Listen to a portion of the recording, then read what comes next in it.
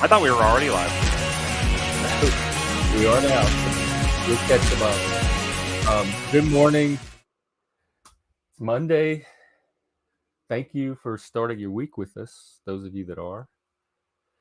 As usual, we have no idea what we're doing, but we sure enjoy doing it with y'all. So welcome. We were fighting over George Bush, and Chris has this theory that he's more or less this normal and intelligent what I guy said. with That's not what I said. dyslexia, and so that the dyslexia is what people are actually reacting to and criticize when they make fun of it. I'm saying even with or without the dyslexia, he was not a bright guy. He said dumb, stupid shit that people made fun of him for anyway, that the dyslexia does not explain, and that I don't think it's this normal, ordinary person that just happens to have dyslexia. That is not enough to explain what I experienced from George W. Bush and why the people made fun of him like they did. I agree with what you said a minute ago. You said you think he's a person of average or maybe slightly below average intelligence. I agree with that. I think that he did a lot of his he won a lot of his votes, or he won a lot of the people that he won over because he had a charming folksiness to him or something like that people liked back in those days. It's kind of the same thing that Clinton did. Honestly, Clinton also won a lot of people over with that Southern folksiness. But whenever he got into office and he would start doing speeches and stuff like that, he would stumble over words and say words in the wrong order and stuff like that. Yeah, but that's just one of the things he did. Outside of that, he was doing other dumb, stupid shit. Yeah, he was doing and being a terrible president. So the stumbling over the words was not the sum total of why people criticize Bush. That's just one part of what they criticize. I'm saying a big thing that people did with him, that they, like I said, they do with Trump, and they do it, and that to other extents they've done it with other presidents before too, especially left-leaning media likes to attack people on little just the same way that the right's doing to Biden now. But I think the right's maybe a little more justified with Biden stuff, because Biden stuff seems a lot more like actual mental decline. But they did it with Reagan too at the end, towards the end, I remember. Yeah. I mean, I'm not saying I'm not a George W. Bush fan. I don't think he was a good president. I don't think he made good policy decisions. I don't think that he was. I don't think he was a particularly intelligent or brilliant person. Otherwise, I've even seen interviews with him in years since he left office, and he's never shown himself to be anything but kind of. It just seems like you think if he has dyslexia, that makes a bigger difference than it does. Because I'm trying to imagine Bush with dyslexia and without. And he's pretty much the same buffoon either way. The dyslexia doesn't mitigate it for me to the degree that I think you, in this theory that you presented, is doing. I mean, I'm not. It's like, it doesn't mitigate him being it doesn't mean he was a good president. It doesn't mean I think that people I just think that whenever people went after him on things like on the way he talked, or the way he stumbled over words and stuff like that, I think that was. I think very little of it was that. Very little do I remember the way he talked. That's mostly what I remember, I guess. So maybe we just remember stumbling over words. Here and there, he'd make some gasps, but that wasn't the core or the bulk of the criticism. I mean, I so remember maybe we have different experiences of what. Yeah, I think we do. I think we do, because I remember watching that Michael Moore's film Fahrenheit 9/11 or 9/11. Yeah, I watched it too. I remember watching that movie, and I remember a lot. I mean, a lot of that movie, he repeated throughout the whole thing. He would repeat sound gaps and stuff that W would make, and it seemed like the whole point of it was look how stupid this guy is, and I think you could take out the dyslexia and still get enough. Yeah, which is my point, is that it's a bad policy, or it's a bad judgment call if you're going to try to criticize someone, to criticize them over stumbling over words and stuff like that. Whenever they're already doing it's the same thing to do with Trump. They go after this dumb little stuff that he does. To me, they go after everything. The dumb little stuff is one part of what they go after. I see them go after multiple things on multiple sides, and you're only otherwise they're just walking around, nobody's bothering them, and then all of a sudden when there's dumb stuff, people swarm. But outside of that, they're not saying anything at all about this person. That's not what I see when Look, so it seems like you're focusing in on that some people react to dumb stuff, but that's not the core, the bulk of what I see directed at Trump or Bush or any of these other people. Chuck said, like, SNL, for example, was notorious for they're notorious for making fun of him specifically on the speaking thing. I'm just saying, like, people They made did that for the Daddy Bush, too, his dad, George they Bush. did it for his dad. Dana Carvey did. His George Bush was notorious. I do think that Dana Carvey's George Bush is probably funnier than even Will Ferrell's George W. Bush. I think Dana Carvey's George Bush impression was pretty fucking hilarious. I thought it was really, but it was more like it was. And by the way, if anybody wants to come up and add to and/or change the conversation, oh yeah, I was actually that just made me think back to the Dana Carvey show that only lasted like 6 episodes, but Charlie Kaufman was one of the writers in that show. Oh, I didn't know that. Yeah, Charlie Kaufman was. It was fixed. It was skit. It wasn't like a live. It was a sketch show. It was a primetime sketch show Dana Carvey had in the late '90s, I guess. Whenever George Bush was still president, and so mid '90s, I guess, early '90s, whatever that is. And early because Clinton took over in '93. That's true. Okay, so it might have been right after. It could have even been right after. Well, just let's look it up. We have all this technology. Yeah, you're right. What's it called? Dana Carvey show. It was just the Dana Carvey show, yeah. But Charlie Kaufman was one of the head writers on it, and there was the very first sketch they ever did was this absurd, ridiculous sketch about like we're 96. That's well into the Clinton years. Yeah, that's weird. That's weird. Like the very first sketch he ever did was as he was playing George Bush, and he was like feeding puppies from his breast, and like he kept, and but then it kept, as it kept going, he kept taking more and more puppies and like feeding them for more nipples on his body, and as George Bush. As George Bush, it was one of the most bizarre. I mean, it's burned into my memory because I saw. I mean, maybe I remember it wrong because I was young. I was like maybe 13, 14, something like that. So like, I wonder if I could find that online. I guess we probably couldn't play it anyway, but. I don't think it's ever been released on any kind of format or something like that. I'm sure somebody has it somewhere, but yeah, it was one of the weirdest fucking sketch shows. But I mean, it was, I said, Charlie Kaufman, who had just come off of he would before that he wrote for the sitcom Get a Life, Chris Elliott's sitcom. Oh, I remember Fox. Yeah, sort of. That show was really funny. I have a copy. I have somewhere on a hard drive. I have copies of those episodes. They were really bad VHS rips, but man, like that show really was very funny.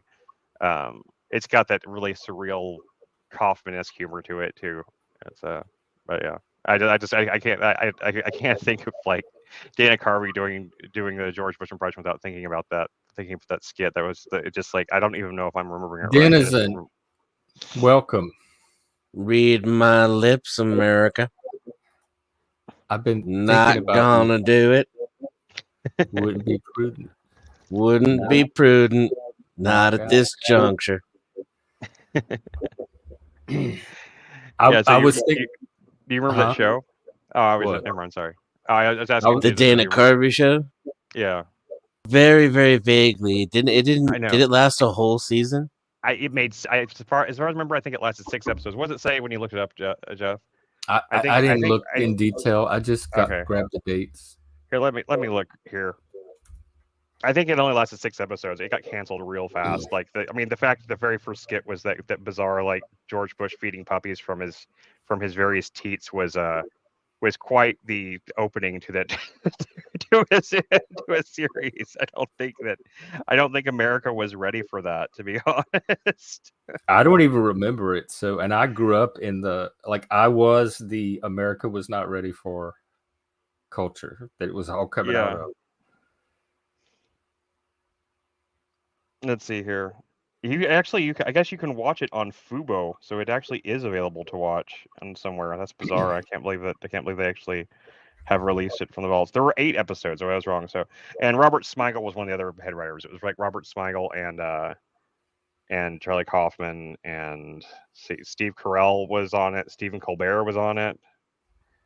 All before they did Daily Show stuff and stuff like that. So like this is like Bob Odenkirk was on there. Wow. Louis C.K. got his start there too, I guess.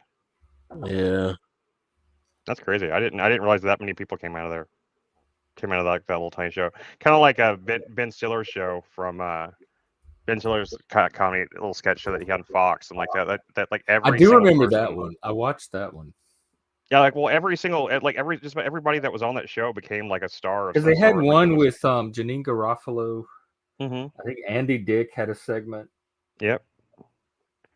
Yeah, Ben Stiller's show had it was the main four of them was Ben Stiller, Bob Odenkirk, Janine Garofalo, Andy Dick, David Cross, Judd Apatow. All those people.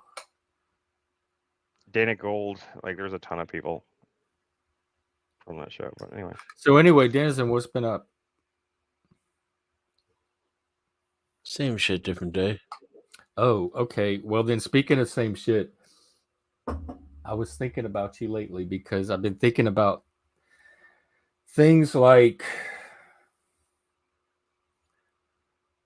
when you're walking down in like in the woods and you see a stick and you jump because you think it's a snake, but none of that's like consciously thought out, or things like laughter.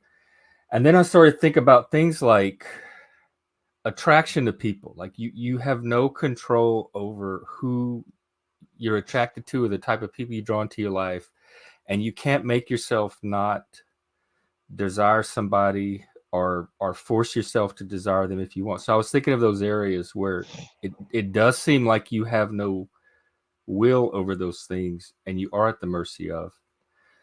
But then I was also thinking of things like education, learning, creativity, acting, things that it seems like wouldn't happen if you didn't have some ability to be aware of and control the process and direct it. So those are some thoughts that I had on the debate. You definitely are aware and you direct. And then if you kind of unfocus from the perception that you're an agent, then your awareness increases. And therefore... How do you do that? I have no ability. Is it like ego death? I've never been able to achieve that. I can't. I don't know what it's. That's like saying imagine that you're not a human. I have no way to do that.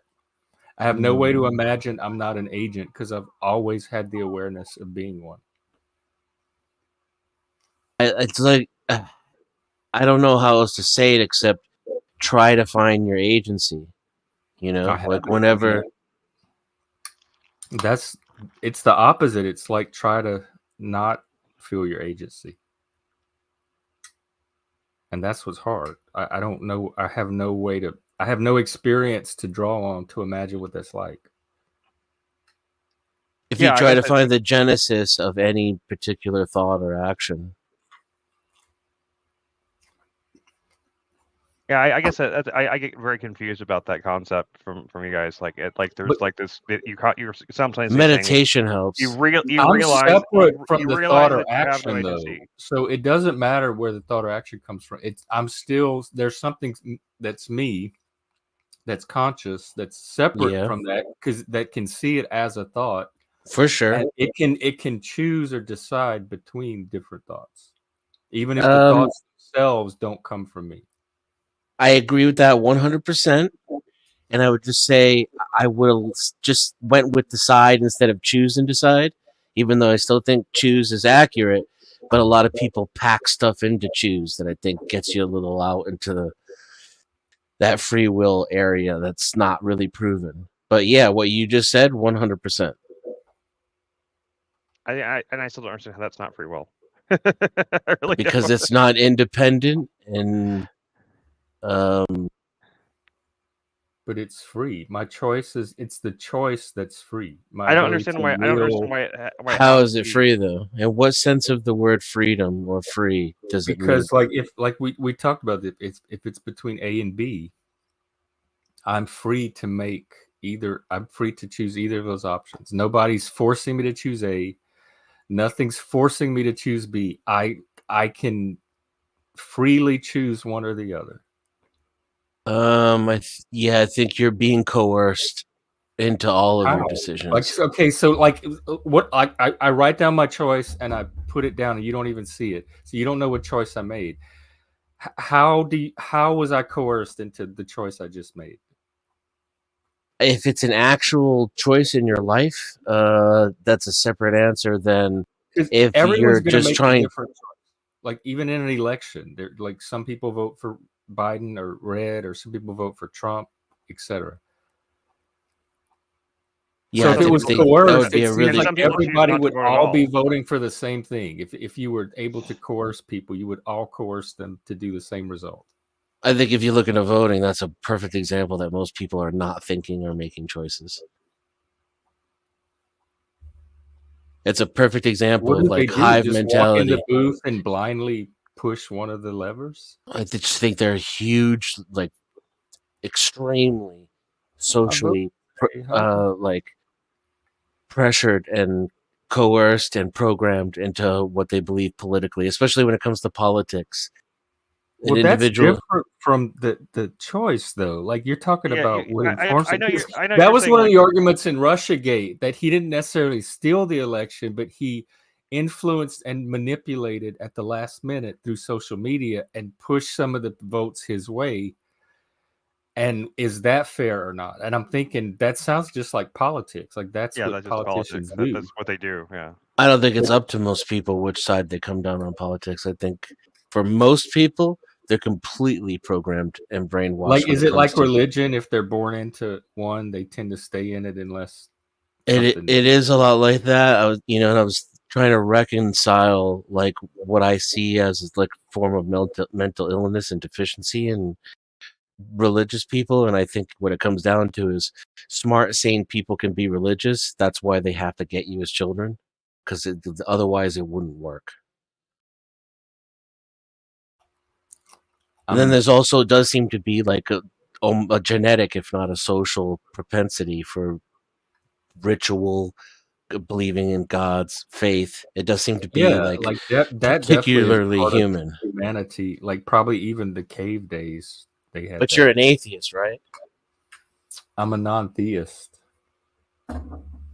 What is that exactly? I guess it's like non-binary. When I'm religious with religious people, I'm religious when I'm with atheist.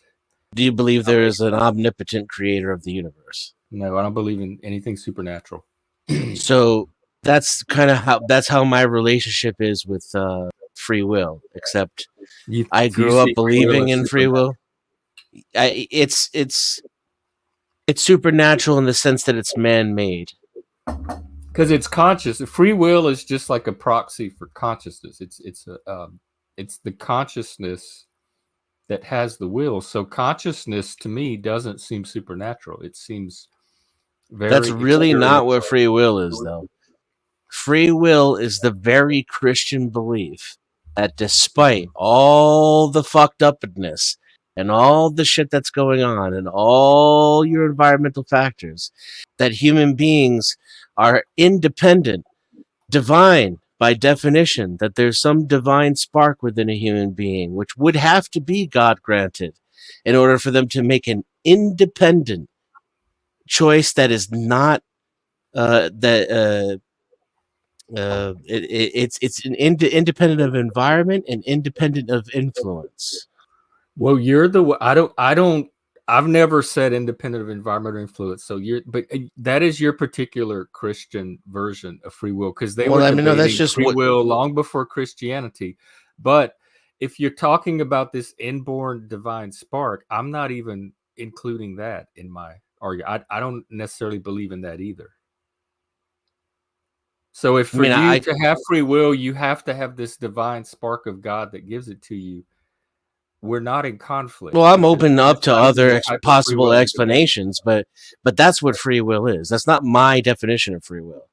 Now, if you want to have a different conversation about choices, it would be over my head. I think. I don't think You just said free will is a specifically Christian concept, which is not. There's a Christian version. It's very Judeo-Christian. Free will is extremely Judeo-Christian. If you want to take that as your starting point. But that's fine, but that's not the version of free will I was defending. The Greeks were talking about free will way before Christ even. Yeah, was, philosophers have talked even, about when we do this back and forth, though, the free will, as you call it, version of free will that you end up defending ends up just being the fact that choices exist and people make choices. And that there's a consciousness of those choices that's making the choice. Sure. Yeah. And I meant that's okay. That exists. So, like, it comes down to how that really clearly consciousness is and the status of consciousness, if it's metaphysical or naturalistic. But that is not what the debate over free will is. That's what the debate of my version of free will seems to come down to, and the version you just described. That's what we were arguing. Yeah.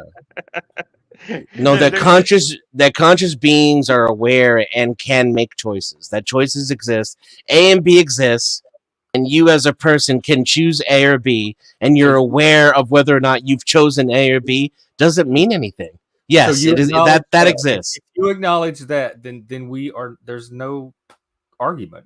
Right. Well, because you're not. But I just want to make it clear. This is not to be argumentative. I'm not this.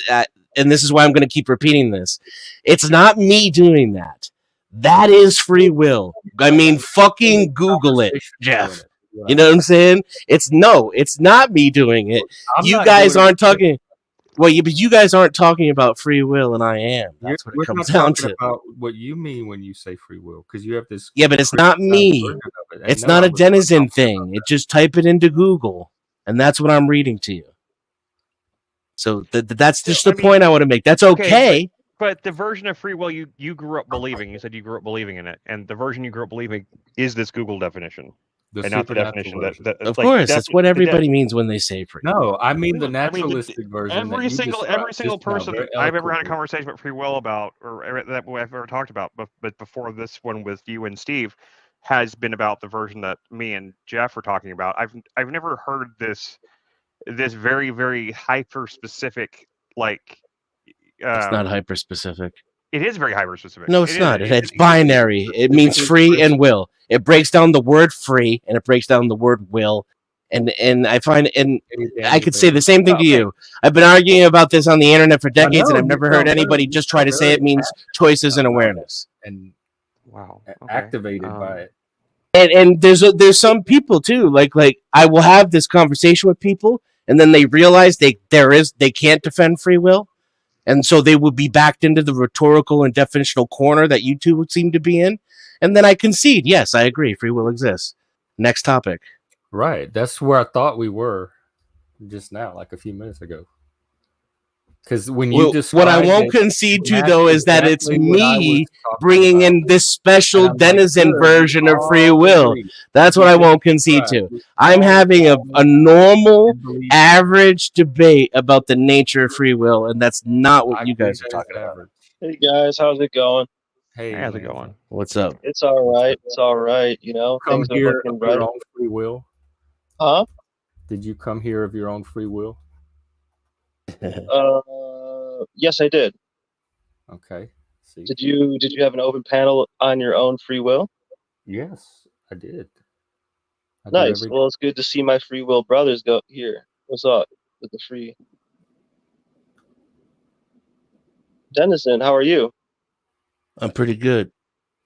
How are you doing? I'm all right. I'm all right. It's good to see. Like a good all right or an all right? I mean, yeah. I would say good. I would just say something good, going on. Everything's okay.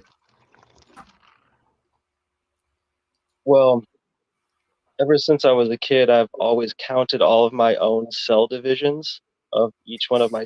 No, okay. No. Oh well, yeah. That's no. How detailed do you know? I'm kidding. It shows up counting sheep. Where are my? I want to count mine. Where are they?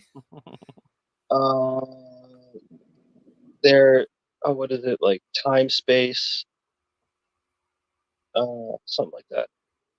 I don't know. I wish I had the answer to that. To be honest with you, if I had that answer, what did you do as a I'd kid? give it to you. Just start there. What were you counting as a kid? I was joking. Yeah, he was joking. I was making like a detail. I always get humor. Yeah, he was making a joke. I thought that was clear. Honestly, I saw that your panel was about autism, right? Yeah, well, that's one of the things Basically. that tends to come up. It's definitely a It's- back running it- in the background at all times. yeah, it wasn't I specifically can about tell you how autism. to. I could tell you guys all how to tell if someone has autism right off the rip Okay. if they argue with me or if they argue with you. That's not a bad marker because most 90 I've said so many times on here 99% of the arguments I get at are with other autistic people that can't see the cues to avoid the arguments. It happens with Hank all the time if you notice, like how we get caught up on little minute details that non-autistic people would just know how to get around. Yeah, I think it has to do with like, yeah, I think everyone's on the spectrum, right? Like, because there I would be think there's no. potential for I use a traits-based view, and I think there's potential for anybody to have some of the traits at some level. The only thing about the spectrum thing that bothers me is that usually if it's a spectrum, like right, like there's a center of the spectrum where you would consider Okay. Don't get too caught up No, on the I hear what model. Chris is It's a saying. very, I hear what it's he's a very saying. clumsy word for it. Some But people use it umbrella. actually is. That's spiral. maybe where Chris was going. I think. Chris, were you Yeah, saying it was clumsy? I was just wondering. I was just thinking to myself, like, what's on the other side of the spectrum? Then I think in the DSM, The autism irrelevance of spectrum the disorder spectrum has the maybe a majority. clinical meaning or connotation. Like, I know Most Jeff people is- don't show up. in the DSM. I wasn't trying to start something. I was just No. an odd thought I had. No, we need something started. Well, Jeff Otherwise, just we made end a up really. talking about free will and consciousness.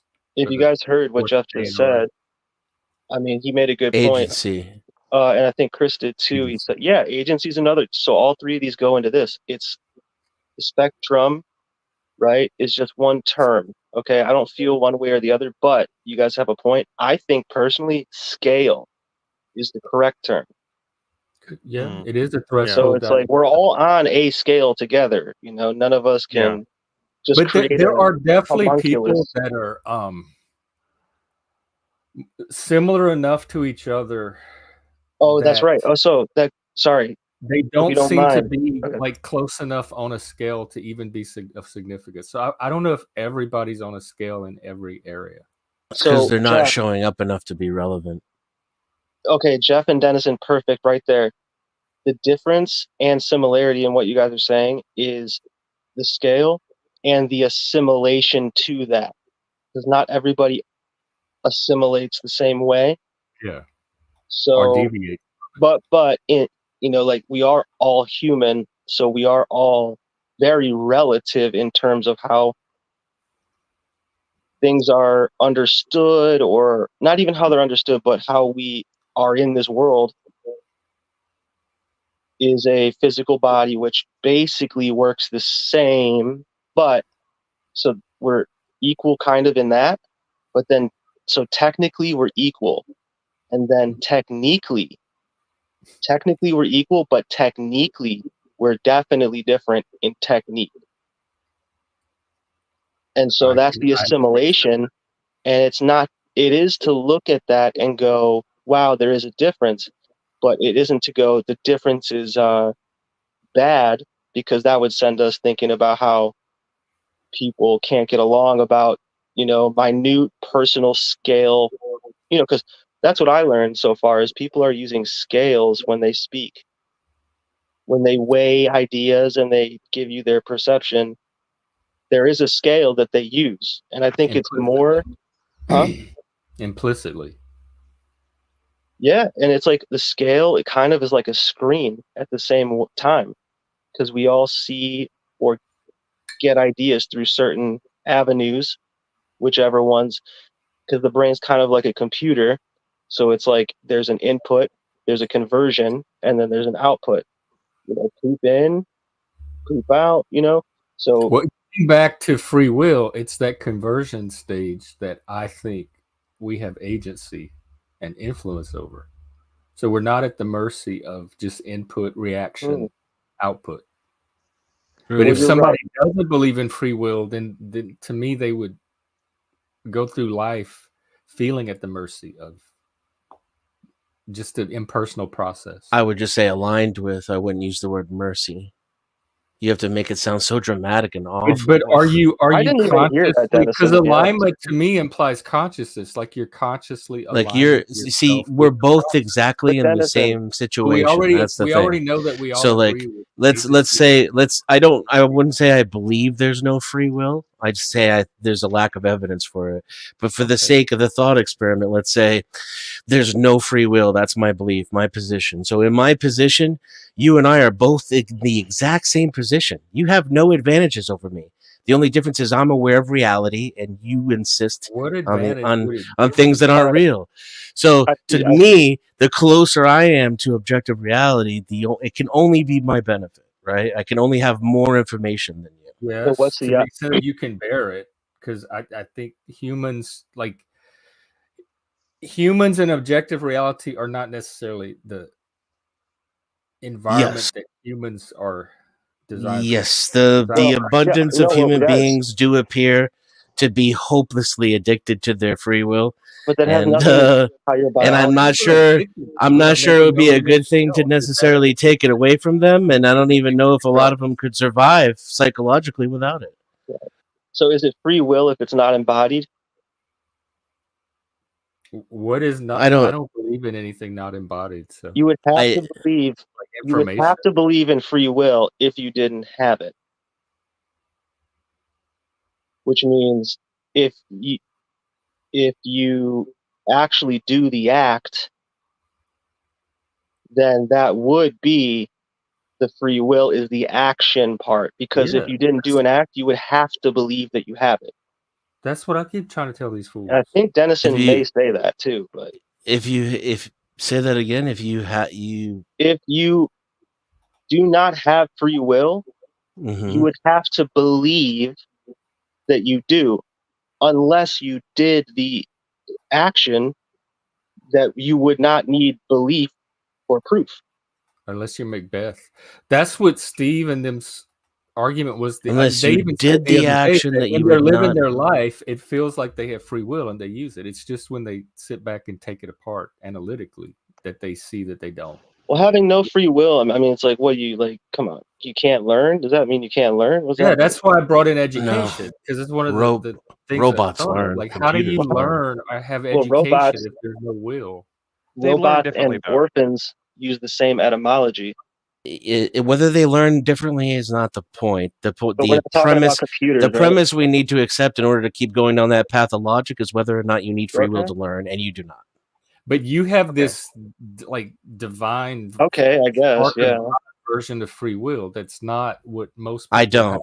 have these. That's the part I'm going to push back on. I do not. Just Google it. It's what I'm talking about. It's always what I've been talking about. You guys are having a very different conversation. That's fine. Hey, dude, I'm not trying to shit on that. But what I will continue to push on the back that I'm coming up with like this Denizen esque definition of free will when it's literally I just read it from I typed in define free will into Google and then I read the first 3 sentences that came up. That doesn't sound like a lot of free will to read it from the dictionary, does it? Chris did say it. You brought in the Christian version of this divine spark of God. I brought in the commonly referred to concept. There's no argument. Nobody argues that choices don't exist. Why are you yelling? Okay, so you want to go with the Google thing. You mentioned the Google thing. Because he's constantly interrupting me and talking over me. That's why I keep raising my voice. No, that's not true. If we took a vote, 3 out of 4 people would say that's not true. Okay, I don't believe in voting. That's not going to convince me of anything. I didn't ask you to believe in it. I'm not suddenly going to stop believing in reality because the majority is incorrect. You're taking it too far. I can tell with you, you're going to take it too far a lot, but that's okay because the panel is about autism after all. Take what too far? I'm merely answering your question. I raised my voice. Yes, to be heard over other people who are talking at the same time. That's what it's like on this panel. You literally were the only person talking. That's objectively not true. I was raising my voice to be heard over Jeff, who was talking the whole time. On video. Yes. Why are you yelling? Why are you yelling? I'm not yelling. Oh, okay. Why are you blaming things that aren't real? So I'm just gonna stop taking you seriously from now on. Okay. I never expected you to, because I don't think you're smart enough to. Go ahead, Chris. Here's what Google actually says, like word for word. I will read it directly from This is the Oxford Language Dictionary's definition of free will: the power of acting without the constraint or necessity or fate, the ability to act from one's own discretion. That's all it says. It says nothing about divine sparks. It says nothing about the without any influence. I didn't say anything about divine spark. What does it tell you that I didn't even have to look that up and I knew that? Yeah, that's why you didn't say and free of and I would argue that you do not have that free will by that definition either. Well, you said no one was arguing, but here you are talking about arguing. What are you talking about? You didn't say anything about divine spark. What did you say? No, he did. I mean, we can go back. I could go back and pull it up. I'm pretty sure. Like, no, what? That was not in my definition. That was in my. That was in one of my arguments. Well, then you're not good at making correlations. I wasn't making a correlation.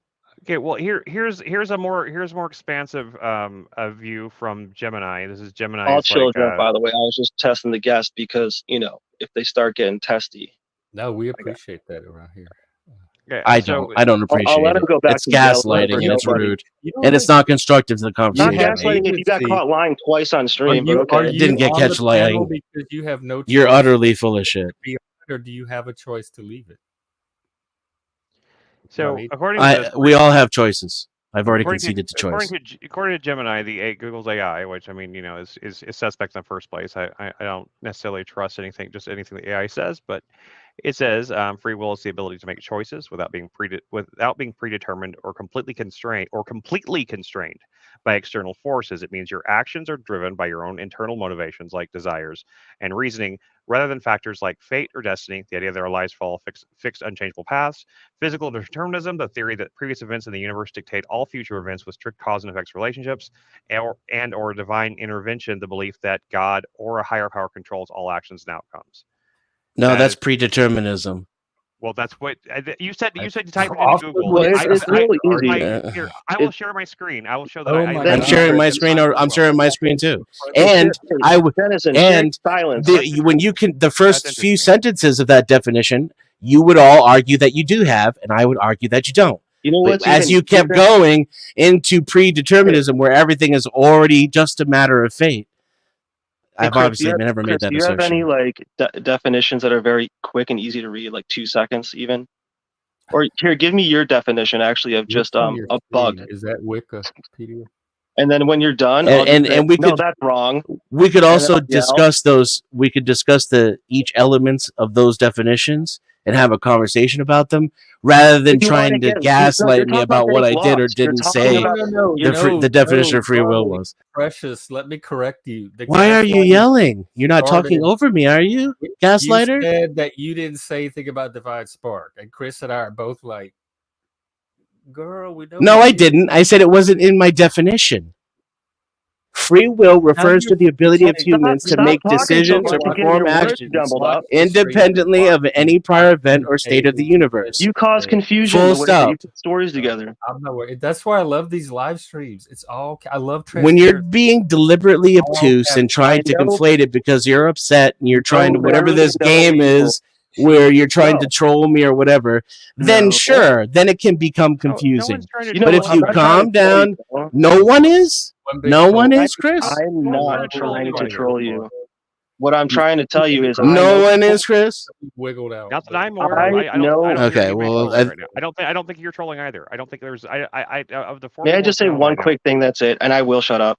I know people with more ignorance than Denizen, so like I know people can learn and stuff. Like it makes me feel bad. Makes me feel bad that he wants to blame people. Well, I think that's really interesting. That like, do you not think it's interesting that that when I type in the exact same thing into Google, we both got different definitions? That's really strange. It's not. I mean, it is interesting, but I'm aware of that phenomenon. It's a conspiracy. I'm not saying it's a conspiracy. I'm just saying a conspiracy is two or more people working together towards the same goal, sometimes in secret and sometimes with malicious intent. So conspiracies are kind of like how everything gets done in the world. Sure. I mean that's true. No, I wasn't suggesting it was a conspiracy anyway. I just thought it was interesting that indeed you pulled up your definition here from the same exact search terms I used to find free will, and you saw the ones I got, and this is the ones you got, and it's really strange. It's like, I mean, I guess the And algorithm, it literally pulls both, from like our reading history and stuff like that. It gave me a definition that actually fits my worldview, and it yeah, gave but you a both are definition that more. fits yours. Both no, both fit your worldview. I disagree with both. And that makes you Okay, special? Like, what? I thought you said that's where No, the I'm just definition of your correcting the record. Okay, I thought that's where you said For your what definition came from. purpose? So. You're To be feeling this, more aren't you, Jeff? ominous? Your To be record more is ominous? No, just to clarify my position, which you seem to have such a problem understanding. I'm just gonna let people one watch of the the- stream and watch the comments build up. Are you one of these dudes who like is trying to live on Mars and stuff? When y'all watch it, I don't know what that notice means. all the time that Dan. I've seen people with T-shirts that say "colonize Mars." That's what I'm talking about. Oh, live on Mars? Sure, I would live on Mars. Yeah. It's becoming convenient how little of information you're picking up for your side, maybe. And you're talking about I'm trolling. Yeah, you're the one I don't have a side. to not pay attention and stuff. I don't have no idea what you're talking about. Exactly. So I beat you to the punch with the statement prior to that made you fall into my trap. Yes, I've fallen, and I can't get up. I'm confused. I don't know. I'm just. I It's not autism. making any I thought sense. it was autism panel, and I just was trying to participate in my best capacity. But anyway, before we got cut off by this guy yelling, Jeff actually made a good point. Like well, I don't know. We were talking about autism and like how I just think there is no one perfect brain that could say, "Oh, I know that all these other brains, according to these tests, aren't. These people are like, how could you not be on the spectrum? Like, I thought we're all here. You know what I mean? Like, who would be so special that they could say, I'm the one above everyone else, and I can have set up society the way that I want, and like, how ridiculous. Some people are painfully normal, like statistically. They I think they go by statistical norms and then also functional norms. And so as long as you're in that range, then there's nothing to diagnose. There's nothing that stands out enough. I feel like it's feelings, right?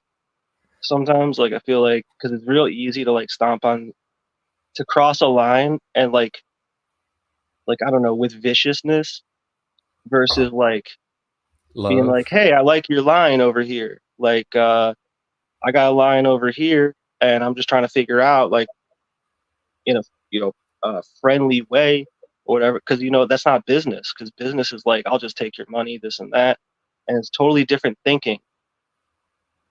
So it's like, what do you But I would wear more autism shirts personally. I never thought of it, but when I really think of it, like, everyone is on the scale. Everyone is on the scale emotionally and physically. Yeah. So there's not. And yeah. mentally. And there's a skill. About spiritually. Maybe there's spiritually we're all equal. I think there's a skill and a gift that when I've been anything, you don't believe in the spiritual, really, though. So I mean, what do you mean by spiritual? I said spiritual and emotional.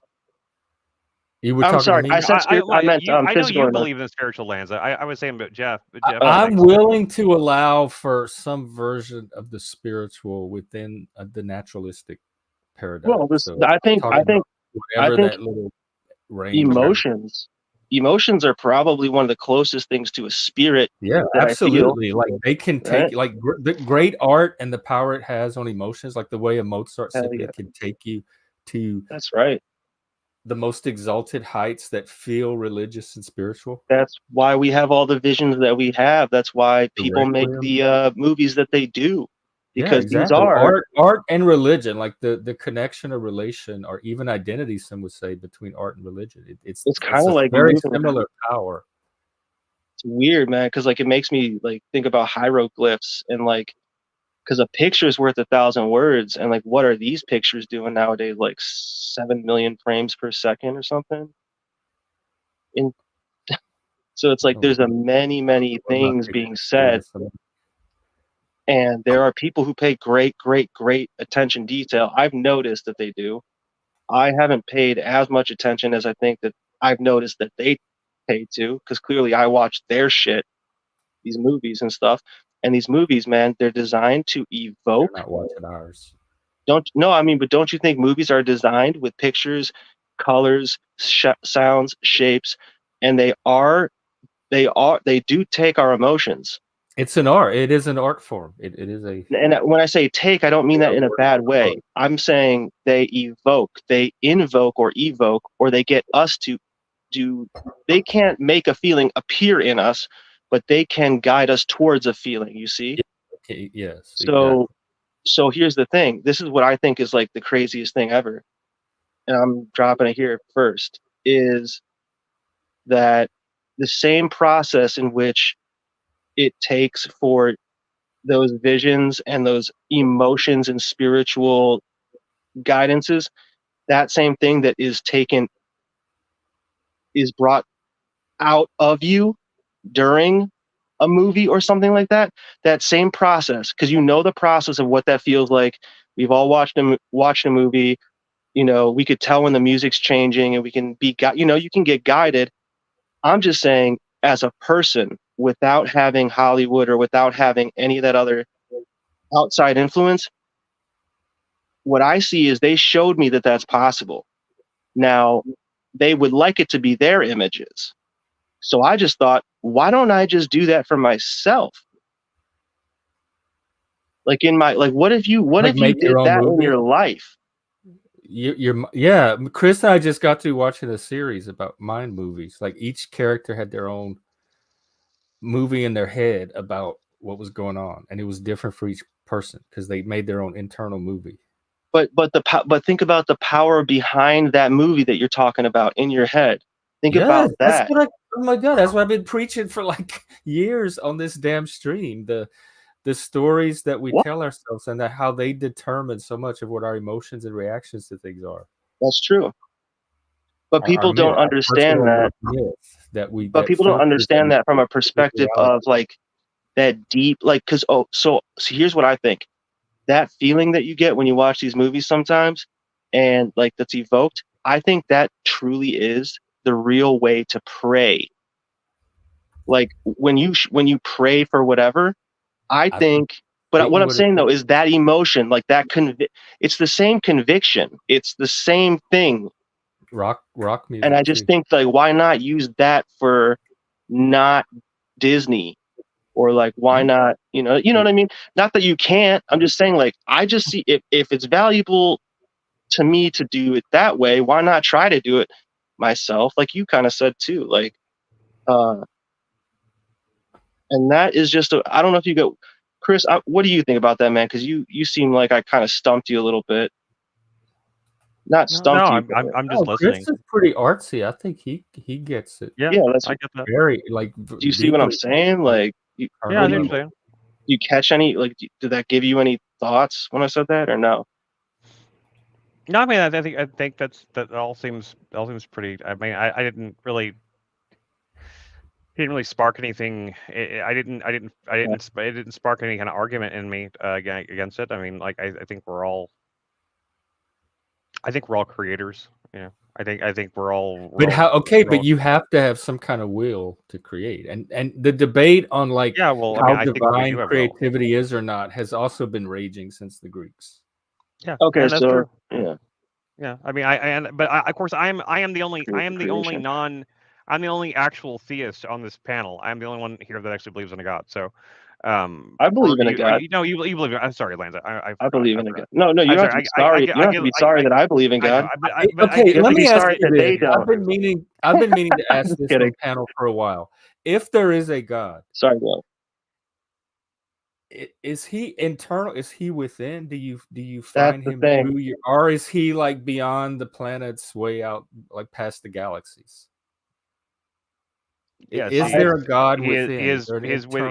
He's within and without everything. Yes, it is like the Force in Star Wars. It is something that is beyond. You know what? It literally has to be beyond our understanding. Because if he Yeah. is within, how do you Here. separate it from How like you- the highest levels how to of see psychology? beyond understanding in one small way.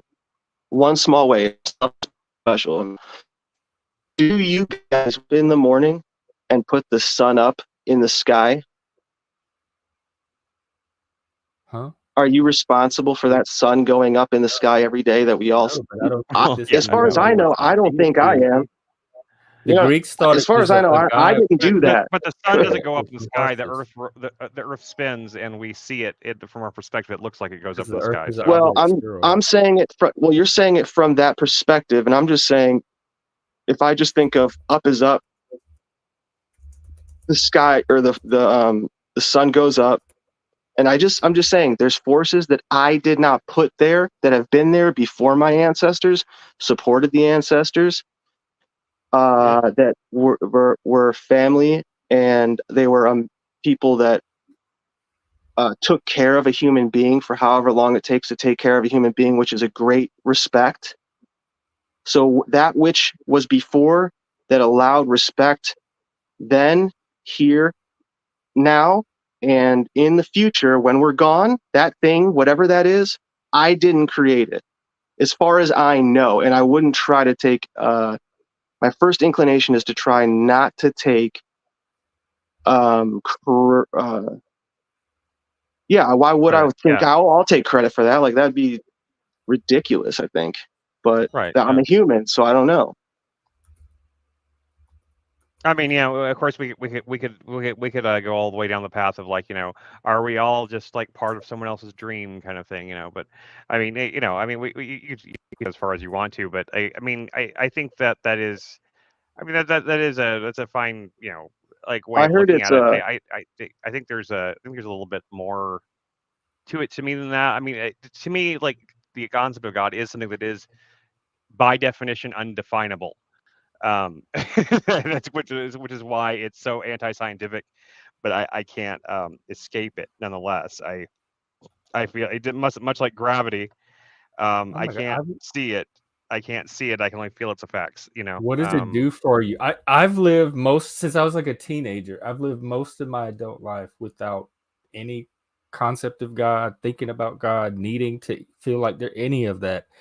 So, what is it like to have that be so real and not be able to shake it and do without it?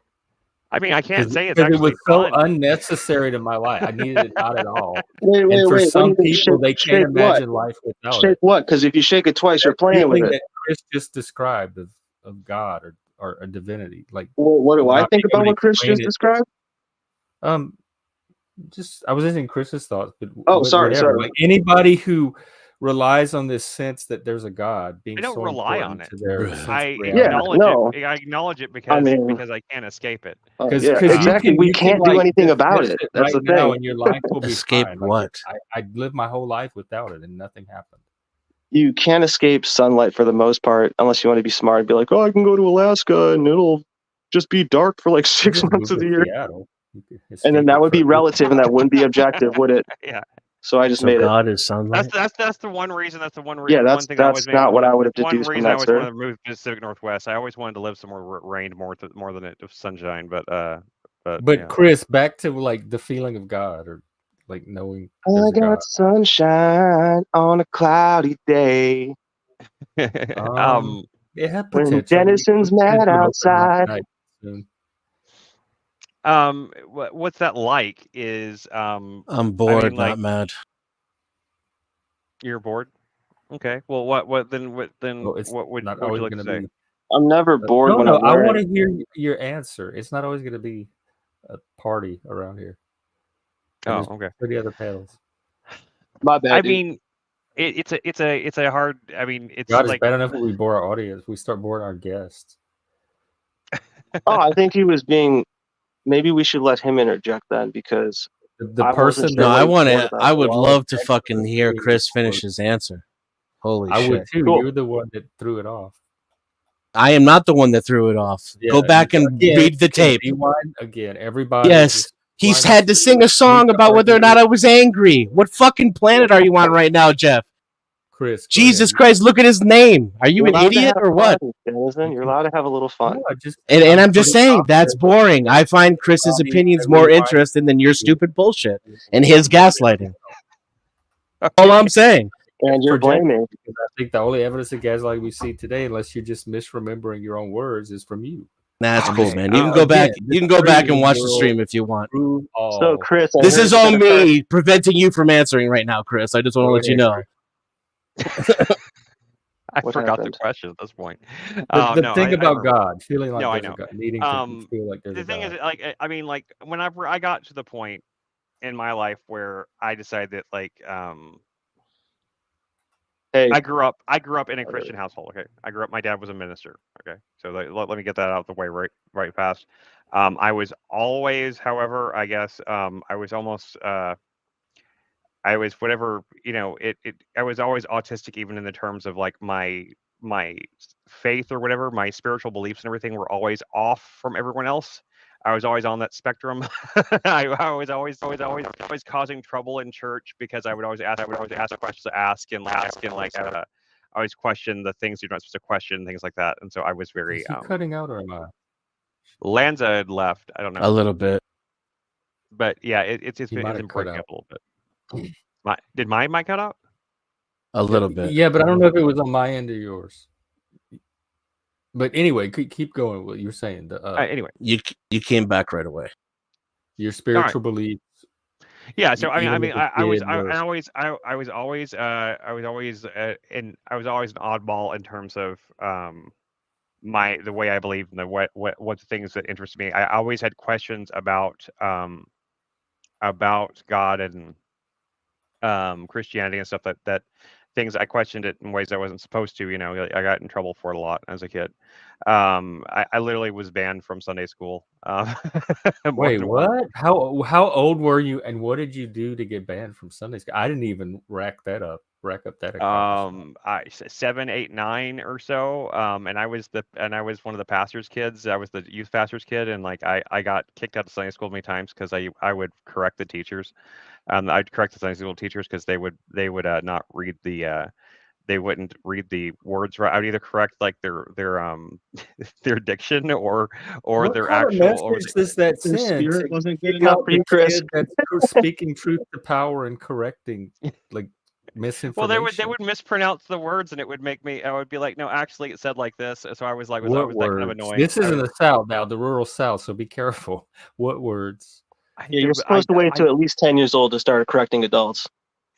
I don't remember exactly. It was just like the way they pronounce the word names in the Bible, stuff like that. Sometimes like something in the Old Testament that like like they would like some of those older names and stuff like that. And like I was just raised like I was a nerd from. What would she say? Like, birth. No. Get out, leave. She would like what they would like very politely like they'd be like, can I speak to you outside? And then they'd be like, why don't you go sit in the sanctuary in the big church? And like at a certain point they stopped letting me go to Sunday school at all. I would always have to go and sit in like I'd have to go sit in like the big sanctuary where like all adults were. Oh my God, they knew that your dad could fire them, and they didn't want to make you mad enough to tell on them. He couldn't fire because he was a youth pastor. So he was youth pastor. So Chris is like, yeah. So anyway, I got real good at shooting basketballs. I want to make a movie about it. Of you like getting kicked out and then walking forlornly down the hall. I hated sitting on a bench by yourself. I hated sitting. I hated having to go and sit in the pews in the big church, and like because that was the really boring part, where like it was always like the adult Bible study portion, like where everybody else had Sunday school, like in like when you're with other kids your age, you had like just whatever age group you were in, and then I would I got kicked out enough times where they just stopped letting me go at all. I got permanently kicked out of Sunday school at one point. But anyway, you're usually pretty lenient. I would also correct them on the theological concepts too. Yeah. Do you tell them about forgiveness? Yeah. Do you tell them to search their heart for God? I was a rebellious child, I guess. I didn't mean to be. I wasn't trying to be rebellious. I just got annoyed whenever like the teachers would misspeak or mispronounce things. So anyway, so I grew up like that Really? in churches That's like when I that. stopped listening to him. Yeah, I did too. I stopped listening to a lot of that stuff, and I started reading on my own. I got a little older, and then some things happened in my life, and I was like, if there's a God, then I don't see how if there is a God and this is the way that God wants like the world to be, then I don't want to believe in him, kind of thing. I got to that point, and I kind of went agnostic, and then I kind of atheistic, and I started studying. But there's got to be something else, right? Like this doesn't make sense. Yeah, I studied religions like crazy. Okay, I studied everything from Buddhism to Hinduism to the various different sects of Christianity to Satanism to a degree to to various atheistic perspectives and stuff like that. It's something in all throughout that time period.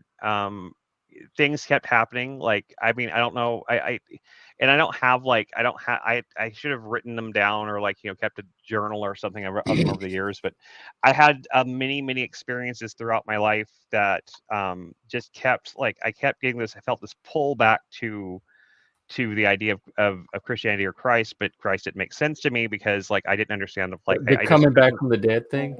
No, not even that. It's the concept that why would God need to send or would need to incarnate himself in the flesh to save mankind from himself? It made zero sense because why would God need to incarnate himself and sacrifice himself in order to save mankind from something that only he can define, which is sin, right? And honestly, and still within that atheistic mindset, I started studying religion, a Christian religion, really deeply into very a lot of ancient stuff and a lot of reading a lot of Gnostics Nice. writings. I started reading Greek philosophy and Gnostic stuff, Hermetic philosophy, things like that, and eventually through all that, I had a couple of various moments of I don't know what I can only define as and I hate to use this term because it sounds stupid, but what I can only define as divine revelation moments, like moments where I felt like my whole body caught on fire. I know about that. What was while you were reading, or just going about? Yeah, while I was reading, and I was looking, and I always had a rule that I didn't take anything that I read on one account alone. I always look for 3 independent accounts of something before I would kind of write it down. I did have at one point I had a notebook that I lost a long time ago. Actually it wasn't that long ago. It was I got lost when my storage unit flooded, and I had a box of all my old writings, and they were all. What was one of the divine revelation moments? Whenever I had the moment when I started questioning and started realizing that the God of the Old Testament was not equivalent to the God of the New Testament, and I felt this internal fear of that thought before it even fully formed in my mind. I don't know how to explain it. I mean, it sounds stupid. It sounds no, stupid. it doesn't. It doesn't. That would just it doesn't sound stupid. Reading. To me, it sounds stupid in my head because I feel like it's because I'm trying. I'm saying I didn't the thought. I wouldn't let the thought fully form. I wouldn't actually just think it consciously. Think the words. But would you understand? I knew it, even though you said you wouldn't let it form. Does that mean that you understood it? I felt like this feeling like I was going to die. Just thinking this was such sacrilege that it was the guy I would be struck down dead even by God I didn't even believe in. Yes, at first, but then whenever I let the thought, once the thought had started, it was it's kind of it's kind of like once you hit that point in sex, whenever it's definitely going to end, right? Not to nitpick, but that is what I do. What makes it divine? Because that seems like just the normal kind of epiphany that somebody might have from just reading and studying. Maybe so, but nonetheless, whenever I actually let when that thought fully formed in my mind, and I thought you were going to be walking to the grocery store, and there was this blinding light, and this vision descended from the sky or something. A divine revelation. Jeff, I don't know if I should share this one here. Unfortunately not. But let me finish my little, and then I'll let you go with yours, Lanza. Yeah, so whenever I let the thought fully form, it started out as like this intense fear, and then that once I actually let that thought form, that was like the God of the Old Testament is not equivalent. And once I actually thought that, and like let it set in, instead of feeling afraid, instead I felt like this like weird, like I don't know how to explain it. It's like it's like this feeling in my body I've only felt like 3 or 4 times in my life, and like I felt like my whole body became charged with like this inner. I felt like I was like on fire, kind of, but like in It's a good called way, like this phase. electric. Yeah, this It's called you electricity were practicing phase.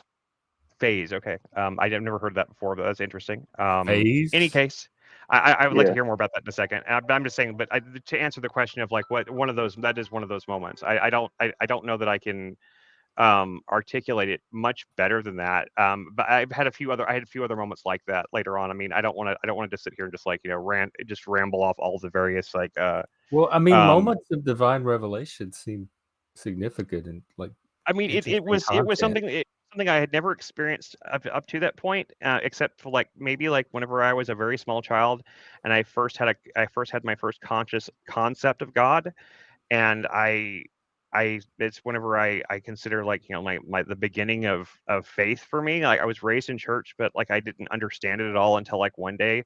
This was more like what you were saying, like on the way to the grocery store. I was on a swing set in my backyard, and I remember having like this moment of like this like consciousness of like God, of something greater than myself. And I remember that was that same feeling I felt then, was like I felt like this overwhelming like electricity in my body, and like and that whenever that happened again, like later on, whenever I had that other moment about like the God Old Testament, I had that same feeling that I had whenever I was like 4. It It's was like like something ego expansion or something.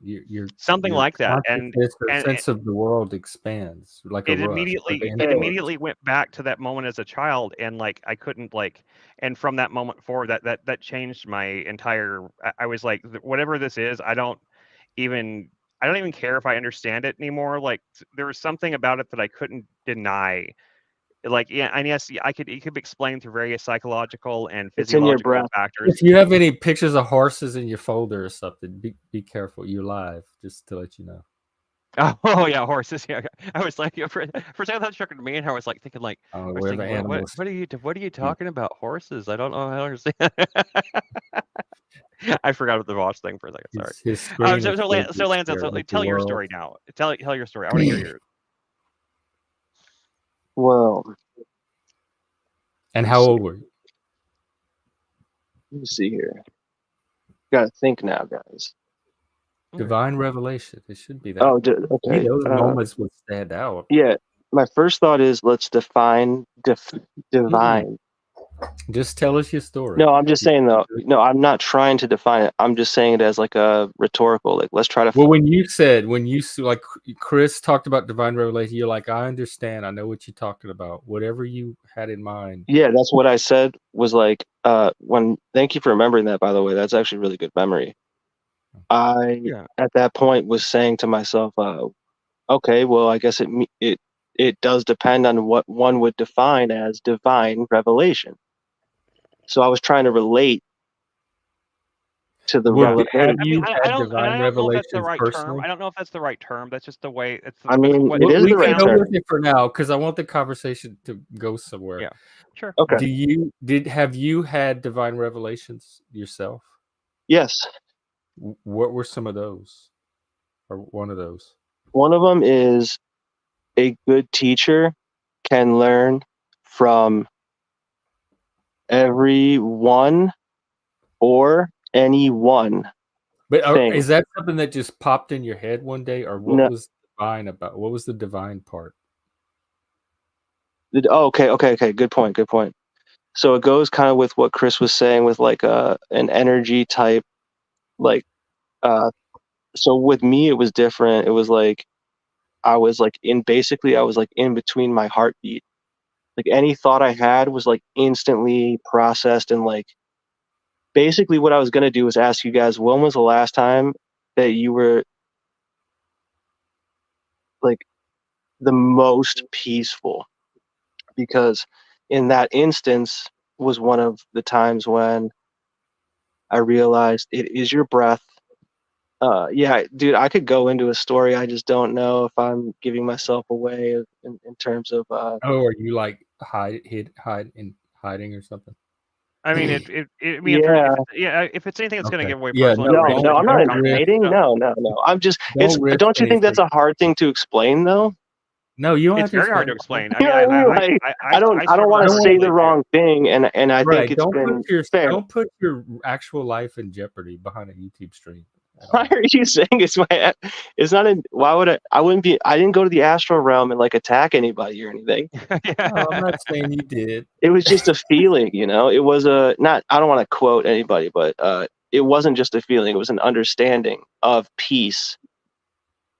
Yeah, the peace that passes And understanding, Probably as the if Bible it, says. I don't normally feel that. I'm not still enough to that's notice. just one. Jeff, that's Probably just one. was You're on getting a hung up drug, on it. like maybe on weed or some kind What, of drug. what was the story though that you said you were? I mean, like, can you give it like broad strokes? I'm on of, like, drugs. Which one? I mean, I'm on several pharmaceutical drugs. No, which story? You said before. You said there was a story that Do I have time to started go tell. pee before y'all finally get to the story? I don't even know what's being Probably. asked. This wasn't autism panel. I mean, I know what I signed up for. Yeah, it's divine revelation. No, you said, but when I was telling my story, Yeah. you said there was a story that you started to tell, but you weren't sure if it or not. That. I was just If I said wondering what? if you said there was a said you started just you said like I don't know. I told the story about me feeling at peace, and then I was like, I don't know if I should. Yeah. What about it? And even I just didn't know. Could you even give it in broad strokes? I mean, you don't have to without giving too Okay, much broad info. strokes is the broad strokes is that if you want if you want to know more about the universe, you have to really be in tune with your breath. Then you can navigate feelings like in an instant where it feels good, like literally, like I don't understand how it happened, but like you just won't. Yeah. I do, I but understand like that. it was so good that I was like, I have to remember how to get back here every single day, because I did understand you can get back there every single day. And so I did determine that it was due to breathing patterns and also your dedicatedness. Like you can't just expect it. You can't just be like, oh, I'm going to sit in my living room, you know what I mean, and breathe for like 30 minutes. I mean, maybe you can. I should start trying that a little bit more personally. Like yoga type breathing exercises. Just Chris. Everyone knows that the spirit, is in the breath, right? Like something like that. I mean, I wasn't. I didn't mean that. I didn't mean that as in a diminishing way. I just meant I just trying to understand what you meant by breathing. All right. Did y'all figure out what type of story? No, I know. I'm trying to just. So one of the best skills, dude, is like learning how to speak and teach at the same time. And obviously, I'm not going to claim to be perfect at that. And I wouldn't be voted least possible to reach that, I don't think, in terms of everybody ever on Earth. But I think you do fine. What is your supernatural intervention? I mean, what's divine revelation thing? Oh, like what? Like just their understandings in time. Their understandings in time.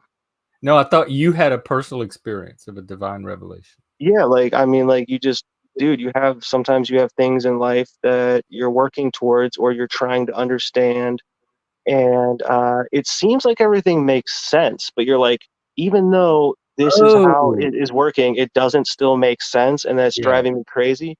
And then so you attribute that I know what you're talking about. I've had those experiences. It's an autism panel. That's what I came miraculous, but you ascribe them to a divine when they happen. You're like, oh, this is something higher than me. I mean, I didn't cause all of the factors for it to happen, just as I didn't cause all of the factors for the sun to whatever across the sky every day and keep us alive better than technology ever could. Because humans have been I'm going to steal this quote from a friend. They said, humans have been dealing with the sun for thousands of years. We've only been dealing with technology for about like 100 or so in terms of like the technological. You mean like computers and such? Cell I mean, like, because technology Wait. is like a wheel. So, and we're pretty smart people, man. So like, I don't think we got to worry. You know what I mean? Like, I'm with that train of thought. Yeah, I'm with that train of thought. I'm not trying to worry. Right. Yeah. I got you. Just that one is going to happen every day, and one is not potentially. Right. No, I understand that. I mean, like it's. I mean, like I just. I hate the I know it sounds I mean like because I do have a fairly logical mind on some things and I doubt a lot of like you can ask Lindsay. I mean like Lindsay will tell you like I like she's the true believer of the two of us. She's the one that'll I'll sit there and like I'll nitpick every little like thing that's ever happened and like and be like, well, this happened because of this and this and this and this and Really? and it's it's not. She enjoys it when you tell her that. She enjoys it when you tell her that. Enjoys? I didn't say she enjoyed it. No, I would say she hates me for that exact reason. Oh, yeah, no, she doesn't hate me for it, but I mean she gets no frustrated real. with me. Oh, are you talking about different Lindsay? Oh, the other. Probably. No. Yeah, never okay, mind. Never mind. I'm talking about my wife. Dude, I'm talking about my wife. Yeah, she don't really come around here. So yeah, I don't know that Lindsay, so I don't talk. I wouldn't talk about her. I don't know that really. No, I'm talking about my All right, wife. I was unaware, and I should have said that. But that's okay. That's fine. I mean, I understand. Like, there's like within the panel verse, there's other people with the same names. And sometimes it gets confusing. So Chris's baby mama is a Lindsay too. She's my wife. What is Denizen? Is Denizen done? Is he here? I'm here. I doubt he's done, but he may be here. Is that you in your avatar, or is that like a character from the movie? Tim Robbins. Looks like Tim Robbins. Yeah, it's Tim Robbins. Is that a Tim Robbins picture from a movie, or is it? It's a guy smoking a cigarette against his will.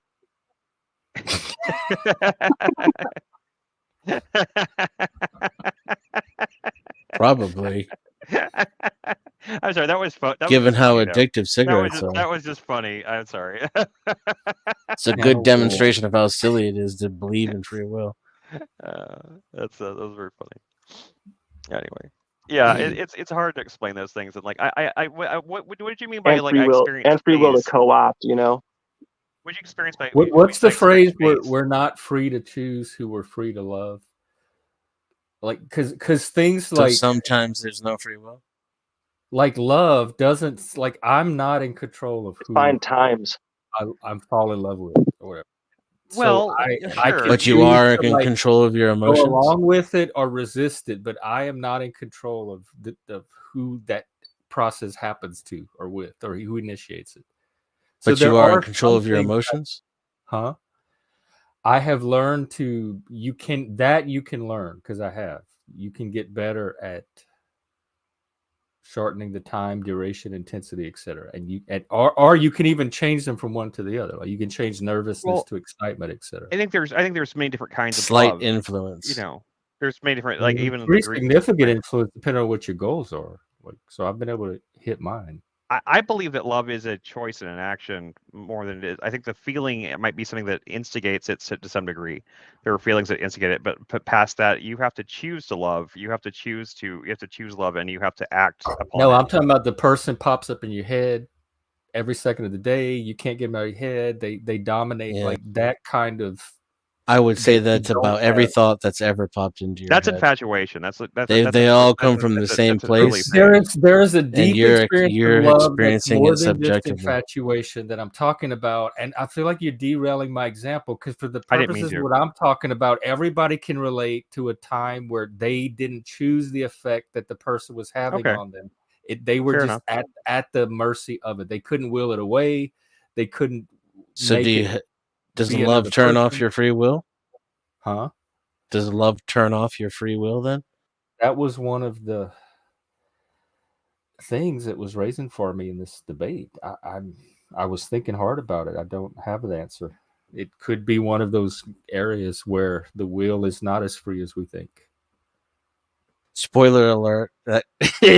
You can extrapolate from there. You know, it's every you That's have. how you eat eggs Especially the way you put it. Say that again. That was very articulate. Say that again. What you just said. That's every area. That you like. You said that we do not have nearly as much will as we think. No, I said it could be one of those areas. Yeah. I have a more granular, nuanced view. Right. All I'm saying is our will is less free than we think. And now all I'm saying is that's everything. Right. And in every single circumstance, that everything that happens to you as a human being, you have less will than you think. Yeah, well, that's your claim. So I'll keep an eye on it. So there could be areas. Did Lanza get mad? I'm not willing to accept it as a blanket statement of human reality yet. He follows me around and trolls me, by the way. He has for like over a year and a half. Colt. Oh, Lanza. Oh, for over a year and a half. Wow. He goes by different names though. When did that start? Oh, okay. Well, Colt, don't come over here and harass my guest and make a nuisance of yourself. You control if you're funny. That's the rule. It has to be funny. I don't really understand. Like, I kept quiet too because it seemed like you guys were able to have a conversation with him, like understand what he's talking about. You're talking about Lanza or cult culture? Lanza. Who are you? Lanza. Okay. 90% of the time, like when we've been talking, having some I have corn no idea what the fuck he's saying. Who you are for sure? You know, like I just really can't follow at all. So just is there somebody in the back? Is it not Lanza back again? Look at you. Why do you want to do that? That was scary. See, I wasn't scared until the other day, and now I'm like, if I don't know this person, that's important. I have that image. It was very graphic porn. I have that image. Yeah, it was very graphic. And I have that image moving around in my head. Yeah. What's up? Where are you? Shake. It's sunny. Hang on, let's check in with he froze up. Our I don't man know. On the road correspondent. What? Give us an update, or maybe not. Your connection is. Ooh, you didn't bring a razor. You're freezing up. Hey, Colt. Yeah, no, we're doing fine today, man. I think Jeff for a second thought that yeah, Moose, your connection is. Denizen was talking about you. He thought for a minute, but he wasn't talking about you. So that's the only reason. Moose is a good guy. Yeah. Hey, the Colt. No, I didn't see the chat. And Lanza, if you're out there, I hope you get upset. I really wanted to know what you meant by like doing good. Oh, I took it as his connection. It might have been. I'm just saying. If he's out there, I hope he comes back because. Oh, I want to hear this drama. What happened with Talcott? He apparently there was some drama on Flows last night and Talcott's. Oh yeah, the stuff that flowed over into our Discord. But I don't want to dredge it up here. I'm trying to keep it. Oh yeah, that was some bizarre, like I couldn't even tell if it was serious. It was so I wasn't sure at first either, and then it seemed like no, these two really are going at it. So. I thought maybe they were play fighting. I didn't even know if they were really fighting for it at first. But... Well, I brought it up because I had some additional thoughts on the topic. So that was me resurrecting it. But my additional thoughts was about, are we free to love? Like the experience of love. We don't seem to be much in control of who, like the theory as I understood it from a naturalistic perspective is we're like imprinted very early in childhood on what we're attracted to. And then, so like, as we go through life, different figures activate that childhood imprinting. And so we're not really in control of who that's directed at. A lot of it was formed before we're even conscious. And we're comfortable admitting that about love, probably because it's so obvious and messy. And we're not comfortable admitting it about just about everything. Well, else. It has nothing to do with especially when it comes down to politics. People are totally convinced that they do or don't support Donald Trump, for example. You know, assume they don't want to admit that it's just like it's almost as visceral, emotional, and out of their control as like what's the word? Sexual orientation. or like who or the types of love that Jeff was talking about, maybe eros, I don't know, but that like intense, almost involuntary attraction. So you're saying like people have no more choice into who they vote for this year for president than they do their sexual orientation? Like, I would even put though they it think they're debating a choice that they're actually, it's already made. when you were describing love, and then you used another example too. What was the other one? Oh, I don't remember. It was I mean, like you could two probably throw examples. Bigfoot in there too, but that's just the shadow side. And I of would love. say all you have to do to get where I'm coming from is extrapolate exactly what you said out into That's what I'm trying. every I'm other. trying to like a political figure, like which political figure resonates with you the most. It's not love, but it's a form of a person Right. having an effect on you that you have to make a choice about. Oh, if you're actually asking for clarification, I would say the only inaccuracy in what you said is the pre. Every time you say already or pre or determined, I'm not implying that. I think things can be completely natural, influx, inflow, changing every second, every nanosecond.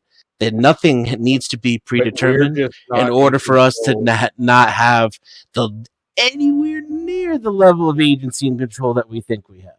Okay, that helps because that part didn't really come out for me. But so even among this randomness and flux, we still have no agency to affect it or interact with it in a specific way that we decide. Roughly speaking, I have not found any agency that can be like mutually agreed upon whenever having these discussions among everyone in the discussion. If we drill it down to everybody and we get to those core components that we share among each other semantically, when we get there, even the other people that I'm trying to get their perspective on free will, they can't find it either. Well, you're a hard guy to please. But it seems like earlier we did arrive at a common understanding, all three of us, and then we do all have choice. Of divine will, it came in. No, not the Christian part. It seemed like we were there, and not the Christian part, the independent part. The independent part, and without consequence. Like the fact that everything that led up to this moment has. Oh yeah, has you put your definition back up? There was one line in it that caught my eye that I wanted to ask you about.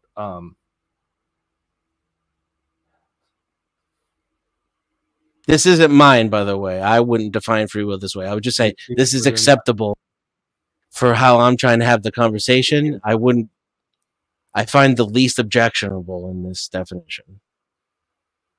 See, they're tying it to morality, which I'm not necessarily am. I think like a chicken running in a maze could probably exhibit some form of will or choice. Well, by external conditions again, of fate. That I'm not debating. Yes, that human actions are determined. This is why, like, whether I sometimes I use predetermined, determined interchangeably, but I'm talking about this, are determined by external conditions of fate, in contrast with some kind of internal volition. External conditions or fate. Free choice or free decision. So when you're talking about the Christian, like, spark of God, whatever, the debates I've had didn't include that, and this definition doesn't include that. So that's what threw the whole thing off, because all of this, I think we all more or less agreed with.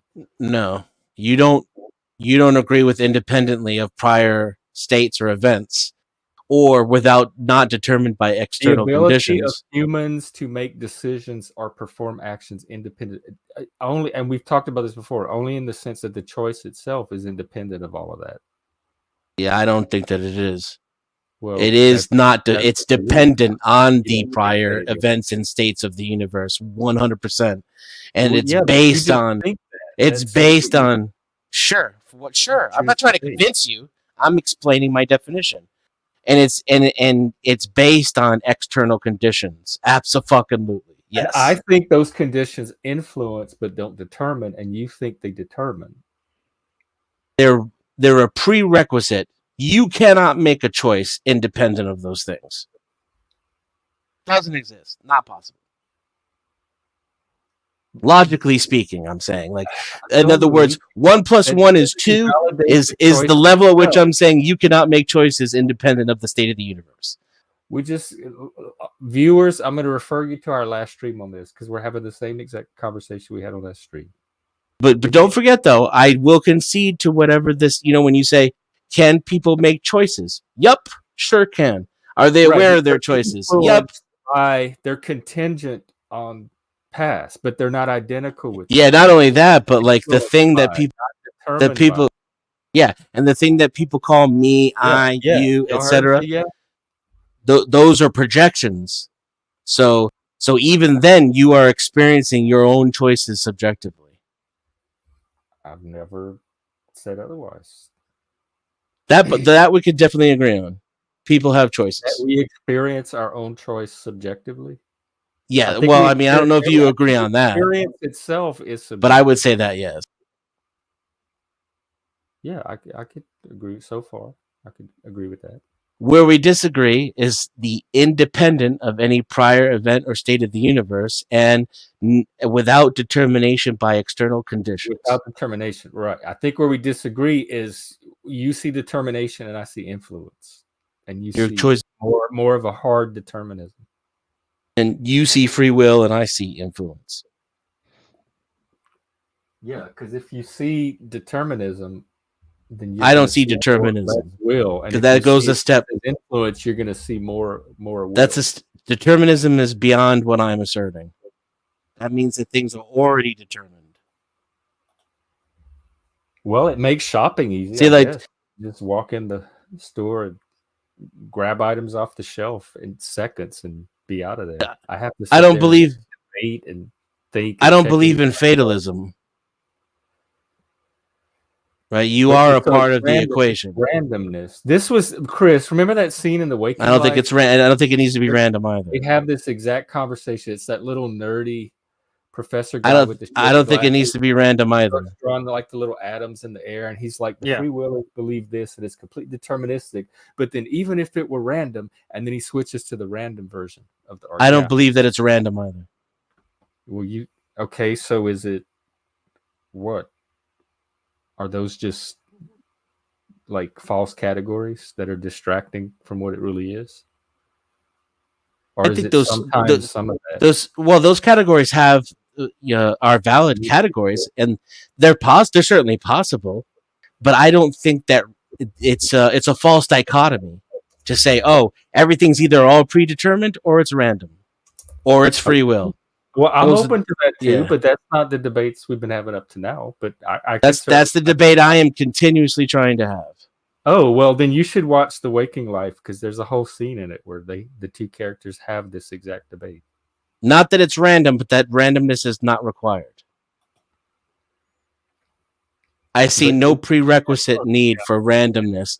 It's a movie you would enjoy anyway, I think.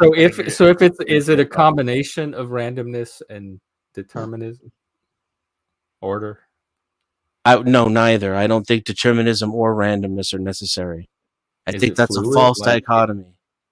The dichotomy there is that either you, an agent, an independent agent, is making the choice, or that there are no choices, or that something else is making the choice. And that's all circular logic, in my opinion. It begs the question, because everything presumes that there has to be a free, independent agent making choices in order for things to happen. So when I'm making a choice, when I'm choosing what potato chips I want with my sandwich, the choice is already made. I just think I'm making a choice.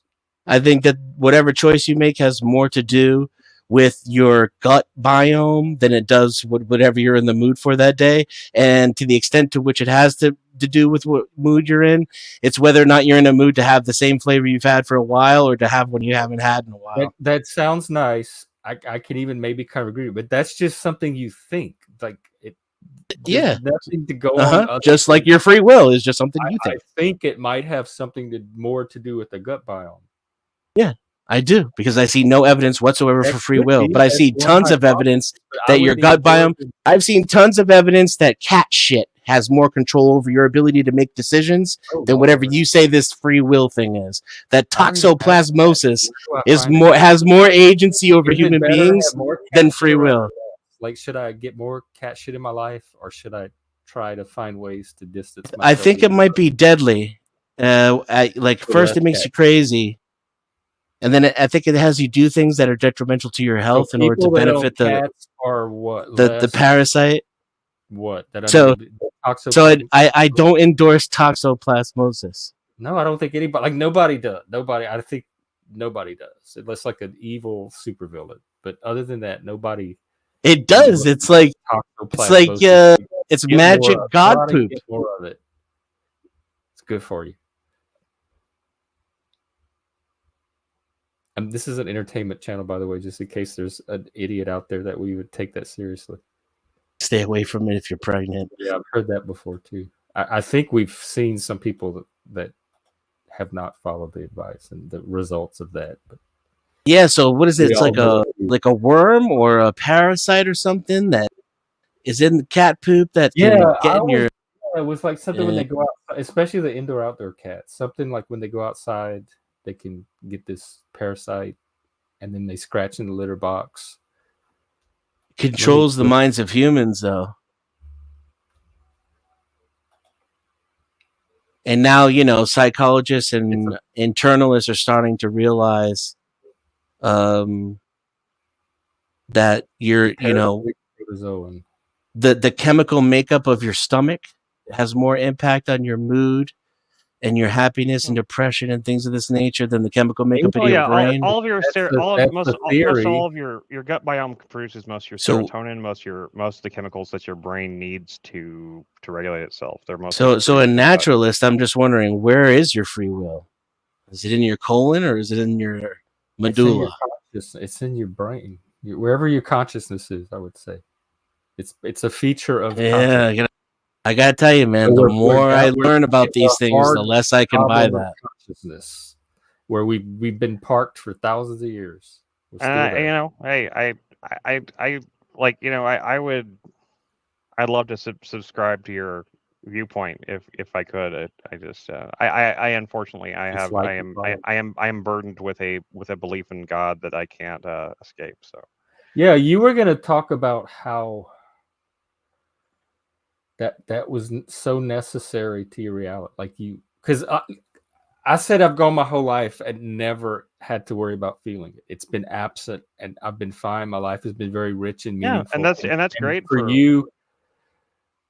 The idea of not having it, like, through your whole life off. It's not the idea of not having it. It's not like that. It's that when I tried to run from it. I tried to fight it off. I tried to logic myself out of it, and things always happened that were beyond my understanding and were beyond beyond logic for me, and it just kind of broke me after a while. And it's like there's like this old quote from Flannery O'Connor that says, it's actually harder to believe than not to. For me, that's the truth. It's harder for me to believe in a God than it is to not believe in a God. It's very easy to not believe in God. There were strange things that happened to me too, but I never ascribed them to an intelligence or a force. It just seemed like all like bizarre, really bizarre. Yeah, I mean, and that's what how I wanted to say. Especially if they have to make sense of something, therefore God. Like your brain is playing a role in some of that. It wasn't like I couldn't make sense of something, therefore God. It wasn't. That's what you said. You weren't able to. I am oversimplifying for the sake of brevity. Well, please elaborate. I don't want to get into all that today. I've gone into it. I mean, it's such a long. Because I was going to say, what is the point of faith? We can wrap up then. Yeah. We were reaching. No, I just feel like it's kind of circular because I've explained I've explained myself to. I've never had this conversation with you before. I was trying to understand what life is like for somebody that finds the concept of God so indispensable to their. It's not that it's indispensable. It's that that to me it's simply a fact. It's not that I need to believe it. It's that it would actually be easier if I didn't. But in my reality, it's a fact. What keeps you from not, like, just because that is where that was my beginning point. Is probably. my whole life was me doing that. Like, do I need this concept of God? No. Okay, I'm gonna throw it out. And then I just kept on going, and everything was fine. So what keeps you from being able to just toss it aside? According to Denizen's worldview, because I don't have free will. According to other people's worldview, it would be because what keeps you? No, you don't need free will to reject God. Why? You could just be aware that there's no evidence. Maybe it's like love. He's just captured by it and doesn't have a choice in the matter. And I would say, like, judging from the little bit you and I have interacted, you're analytical enough to where I don't think you believe in God if you weren't taught it at a very young age. No, I mean, I specifically I tried to logic my way out of it. Instead, my research led me to something that actually made Christianity make sense to me. But that's what I'm asking. I actually answered it once I answered that mystery of the whole conundrum of the paradox of, like, why would God need to incarnate himself to sacrifice himself for sin that only he could define. Once I answered that question, then it all came into sharp relief, sharp focus for me, and it became not just a concept, but something that actually makes sense to me on a cellular level. And it was that the God in the Old Testament was not the real God. That was the first part. And then, like, the second part being that the concept of an antichrist was something that was created in, like, those Old Testament times, and that necessitated the need for a Christ, or or an antichrist, if you want to say, that needed to cancel that out and therefore bridge that gap between God and man. That's so abstract that I'm trying to make sense. It is very abstract. Well, what's curious, it doesn't make sense in words, really. What does that do for you, religious wise, spiritually? Does it fill you with life? Like, it seems so recondite. But it's not. You're describing it from someone who's coming from the perspective that there is this ultimate, that God exists. First of all, the presupposition is that God exists. And then there's some other presuppositions that, God is this, Old Testament God is this, New Testament God is this, Jesus is this. But there's some inconsistencies. And when you were able to find out the proper mythology in order to make the entire picture make sense, that's what to you became revelation. And that I wouldn't argue with that. That makes perfect sense. I have a similar feeling if, I'm like, how many different versions of Batman have there been? I really like Batman. Right, and that's a good point too. And once again, by whenever I express my beliefs, I don't expect that other people would share them, and I don't expect that I wouldn't try to talk. I'm just trying to understand them. No, and that's fair. That's fair. Beyond the point of argument, it's curious. Like, I am curious. First, like, what is the point of faith, and why you learning something about a story? Like, I'm sure you are a well-read person, right? So you've studied parable, things that you don't believe to be divine, right? Mythology, Greek mythology, for example. Yes. Why? Well, okay. Let me explain this then. And this is something that's really hard to put into words. And this is part of the reason, I hesitate about talking about it, because it's something that it sounds so contradictory, and so it doesn't sound sound. I guess that's what I'm trying to say. It sounds very unsound in general, but, like, I believe it somewhat literally, but I also believe that it's possible that it's not literal, but simply allegorical or like metaphorical on some level that only makes sense in a innate spiritual sense. There's a part of me that knows that the stories and stuff may not be the actual in totality facts of the matter, but they are the representative. There's still a truth within the text. Equivalent. There's still the truth in the text. Yeah. Sure, I agree with that. They're the representative equivalent of the truth, or it's man's best estimation of philosophical thought at the time in the Bronze Era, and there's some value in it too. Yeah. Yeah. That's true. That is true. And so whenever I'm speaking about it, like, I mean, even though there's a part of me that believes in it kind of in a literal sense, but at the same time, I also recognize the literal isn't necessary for my belief to for it to even be there. Like, the literal isn't essential to my belief system or what how I believe things. I do believe that mankind has a purpose. I do believe in a divine spark of in a sense, and I do believe that that our purpose is to ultimately, that I think that free will isn't something that we have in totality at this point. We don't have it in totality, but we have it only partially, and like part of the humankind's like struggle there or purpose is to actualize or self-realize, or however you want, self-actualize to the degree that we actually have true free will. And if once we achieve that, we achieve the same that's the ascendancy of something that becomes like a god. And I would argue that the first step toward that would be admitting that we don't currently have it. Sure. But I think we have it to more of an extent than you believe we have it. I think we do have it on an innate level, but we don't access it the way we're supposed to, or the way that we need to, in order to actually be able to control. I think the point of faith is I don't know. I mean, like, whenever I read the words, that Christ spoke about, like, if with the faith of a mustard seed, you can tell a mountain to take up legs and walk. There's something about that line that resonates with me on a very deep level. That, like, it's like something telling me, like, that there's something true about this. And, like, even though it sounds ridiculous and it sounds absolutely fantastical and stupid in a way, I believe there's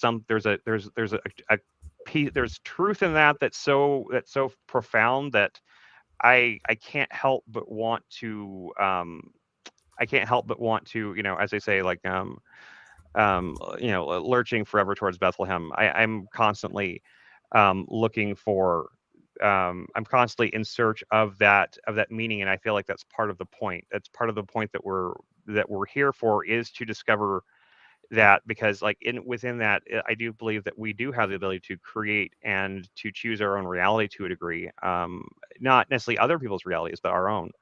I do believe we can influence our lives in positive ways and negative ways. I believe that we can make a mountain take up legs and walk if we could achieve just that faith of a mustard seed thing, as it says, whatever that means in its totality, as ridiculous as that sounds. And like, and I say this in full knowledge that it makes me sound insane. I mean, I say that for full knowledge, it makes me sound like a moron. That's what it's part of the way. And I, as someone who was raised and I always had a very high IQ and things like that. And, I was raised and my dad was a minister who was actually very academic himself, and he was also he had a double major in theology and also in computer science. So I mean, that's the product that I come from a family that was like hyper logical and hyper theological at the same time. Okay, so you see what I'm saying? I mean, like, literally computer science in like the old school like literally like logic based programming type sense. Okay, so like so my father's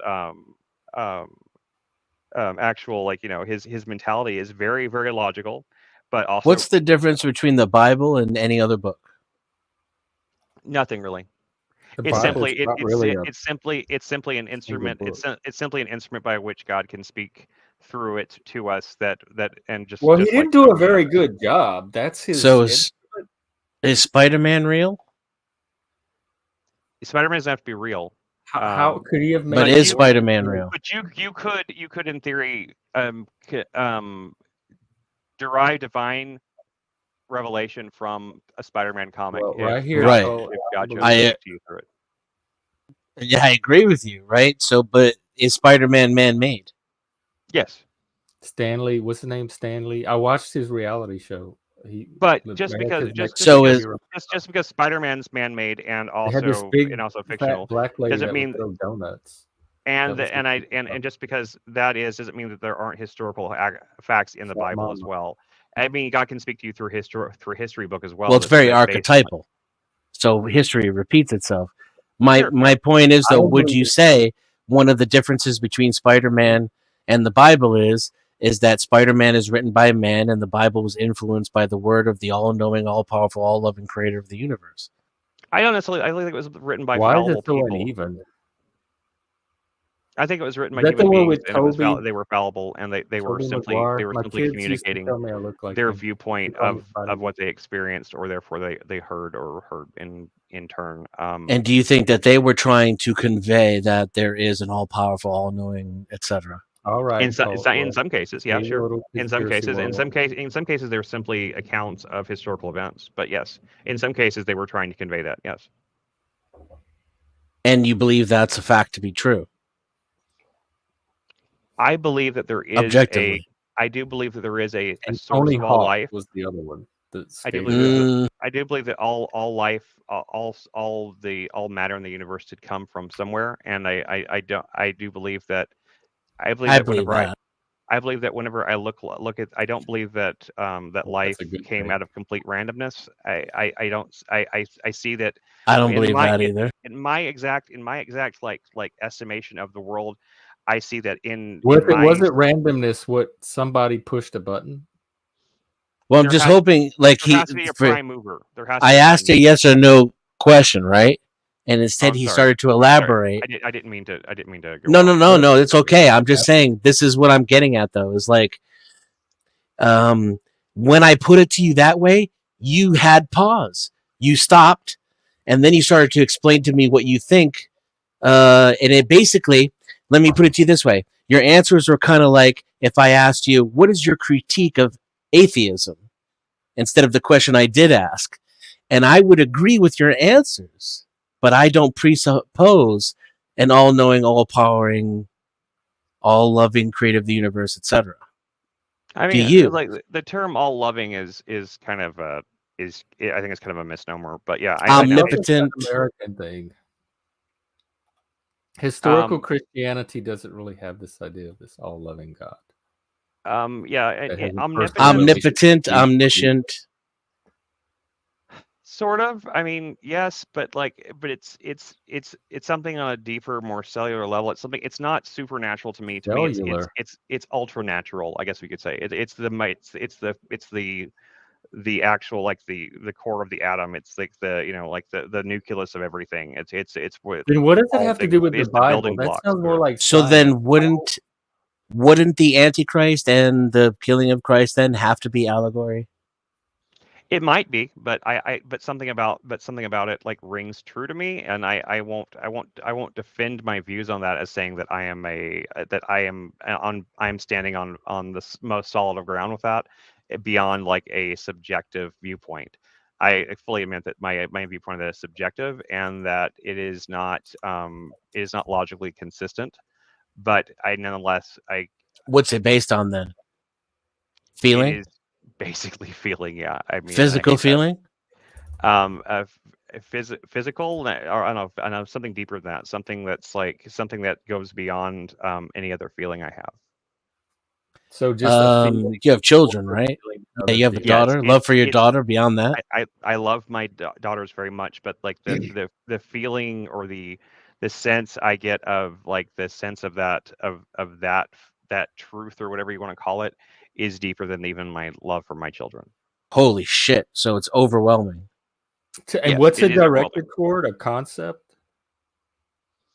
A concept of a truth, a concept of a core. That certain things ring true is how he put it. Yeah. Earlier. Yes. There's certain things. They literally ring. They vibrate in my cells. Does that make sense? Like, how whenever a bell rings. It makes me think of like the woke and emotional truth. It doesn't make sense as truth defined from a rationalistic perspective, but like I think love that is their of God truth. hole, Like, by the so way, who Jeff. I you think. fall in love with is a form of truth, and so it has an emotional truth to it, but that's not going to help me understand it logically.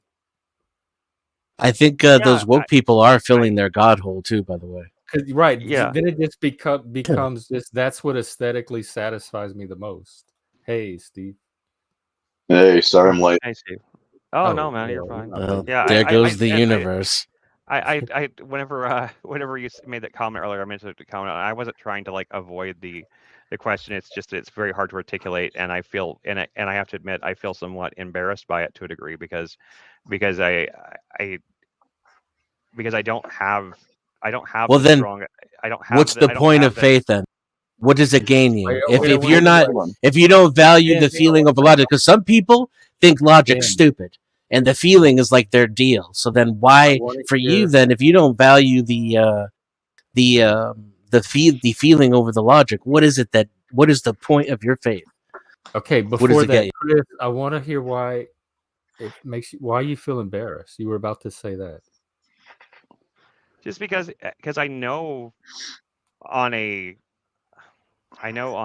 basic level, on a logical level, it sounds silly. It sounds like a fantasy tale. It sounds like something like, you need to tell yourself to just to make yourself feel better kind of thing. I hate those kind of. I grew up around those kind of Christians, and I hate those kind of people, and like the fact that I have these things that align with certain people like that drives me crazy to a degree, because the last thing I want to do, like on a lot of ways, is to be aligned with those kind of people. But at the same time, like I find myself unable to shake certain certain aspects of myself. I would be lying to myself. I'd be untrue to myself to say otherwise. You know what I'm saying? Like it's like it would be I would be lying if I said otherwise. And I have no desire to lie on this panel or otherwise. I try to always just speak the truth as I understand I appreciate myself. that. I appreciate that. So what is it that's value to you? Right, because you're criticizing it right now. I know there must be something powerful that's meaningful to you, and that's why you hold on to it, right? No, I mean it's because it's not like it's. I guess I can choose to ignore it. I can choose to try to deny it, as I did for a long time, and in doing so, I found it to be only hurtful to myself to do so. So I eventually. What happens when you do? My life actually always got the worst whenever I specifically tried to deny or run away from that, and that even includes the last time my life went to shit. I was going through Pavlovian conditioning. I guess. Well, yeah. What is it that you're actually saying and doing differently when you're in that mode? So much for will. I don't know exactly. It's like a denial of truth, that the same way a lie. If you lie to somebody, if you lie to somebody about something basic, like that lie, even though it might be entirely innocent seeming at the time, but that lie can come back to bite you in the ass at a later time. You can get bitten by a dead bee, as they say, right? Truth is something that we can get bitten by a dead prove, bee. we can test, we can. Oh, you never heard that term before? Bitten by a dead bee? No. It turns don't bite, they sting, but they sting. Yeah, I know. Somebody would have to pick the bee up and stick it some inside. Bite, no? Dead bee itself. It's the idea is like, okay, let's say you're allergic to bee sting, right? And you can step on a dead bee, and the stinger can go into your foot, and you could literally have an allergic reaction and die to it. And I don't call that getting stung. I call that stepping on. Yeah, but it's just a concept, and like it's a concept, like it's like an idea that it's a metaphorical concept. I will get tangled up. I'm going to let this one go. It's a metaphor. It's a metaphor by the fact that you can get like stung or killed by something that doesn't even matter. That is no longer a relevant thing. It's no longer alive, but it can still come back. No longer has agency. It no longer has agency. Zombie bee. Well, the thing I'm curious about is like how you've explained, and like I'm not trying to talk you out of anything. Again, I think everybody understands that I'm not trying to talk you out of your faith. Yeah, that's fine. Yeah. But there are parts that are very curious to me, because in some ways you explain something with kind of another thing that needs or requires more explanation to explain the first thing. Right. And you use the word truth when you're talking about this belief in a deity, right? And I'm trying to understand, because the truth, most people would consider truth something that is provable, that is falsifiable, that is, we can test for things, and we can come to a consistent consensus on the things that hold this place called truth. So what is that truth that leads you to that belief? Because if it's truth, then it's not belief, it's knowledge, right? So what you're doing is you're making the claim that something is true, therefore it is knowledge. And that's kind of where I'm confused a little bit. Sure. No, that's understandable. That's entirely fair. And like I said, that's why I said, that's why I hesitate about it in the first place, because I feel like I feel silly saying it, because it is kind of antithetical to a lot of the things I do otherwise espouse to be true about the way I see the world. And I get I get this I get this cognitive dissonance in myself whenever I speak about it, but I can't like I said, it's like truth in a way that it's peace that passes understanding, as the Bible says, or something like that. It's something that goes beyond my understanding. It goes beyond my ability to fully comprehend it. It's like almost, like I said, on a cellular level, like something that's deeper than my brain or my heart or my lungs or anything else like that. It's something that's so, it resonates with me on a level that that literally vibrates my inner self. And I'm fully aware that it sounds insane. And no, BDSM does that to me. I know that feeling. I'm being completely serious. I know that's fine. Yeah, feeling. That's just where I encounter it. I'm trying to use that. Sure. No, that's understandable. I've heard people say that before. Something like there's certain so the feeling that BDSM or certain ideas from that strike in me, evoke in me, is the same, that same kind of elevated sense of the sublime that the idea of God doesn't. Okay, well, I understand that on an emotional level. That's very powerful. But that a fantasy would do that. But I know that they do, because they do it with me too. This is a different type of fantasy. Yeah, and I am fully aware and also capable of accepting that, in the end, or whatever you want to say, that that my beliefs, they maybe, I may discover, at the end of my life or something like that, I'm always open to something that could come along and actually change that belief if something resonated with me more. Something be it something I would learn, or something that someone said to me, or something I am open to change. I'm not. But I don't, I'm not closed if off the to it. belief adds something positive to your life and gives it meaning. That's what I was trying to ask. I'm still curious. To try to come and convince you to give up your belief or rip it away from you. I'm trying to figure out what that is, though. I'm still searching. I'm still a searcher. I don't, as much as I have I have a worldview at this point. I am still searching for anything. I'm still looking for anything that might challenge that. I try to challenge those beliefs all the time, because I feel like if they're not challenged, then they're not valid. If they can't be challenged, and if it would be that easy for someone to simply say, to bring up some logical conundrum or something like that, that simply well, yeah, okay, I don't believe in God anymore. If it was something that simple, then it wouldn't be all that meaningful really in the first place. So do you have an answer to the question, though? No, the answer to the question. Are you searching? Is that the answer? You're still looking? I am still looking. I am still looking to understand. But I feel like, but I also believe that search is part of the point.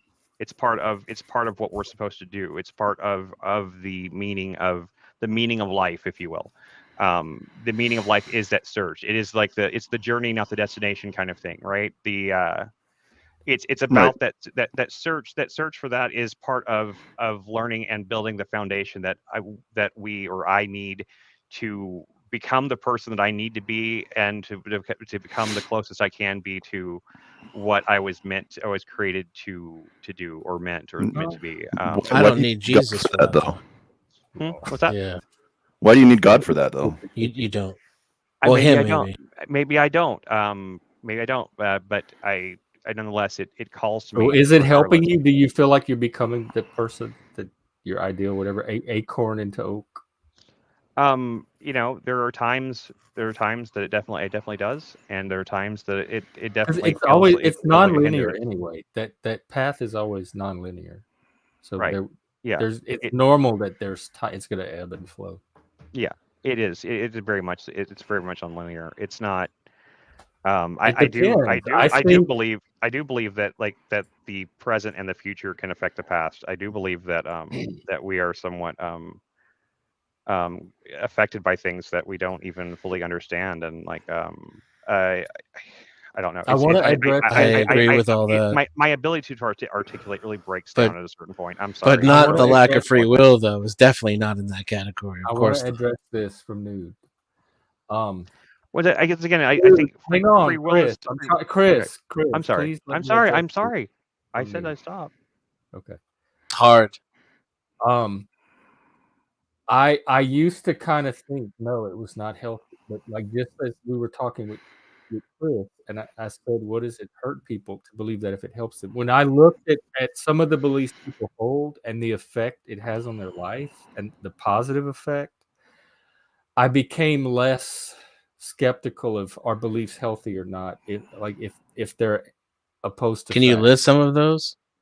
There's psychological beliefs that we believe about ourselves, like believing in your capacity, your capabilities, love, believing in relationships, believing in the power of community, and those are just some naturalistic versions. I could do all that. Yeah, education, the educability of. I'm talking about for the whole God concept of our fellow man, and then there's supernatural like I've seen like beliefs in.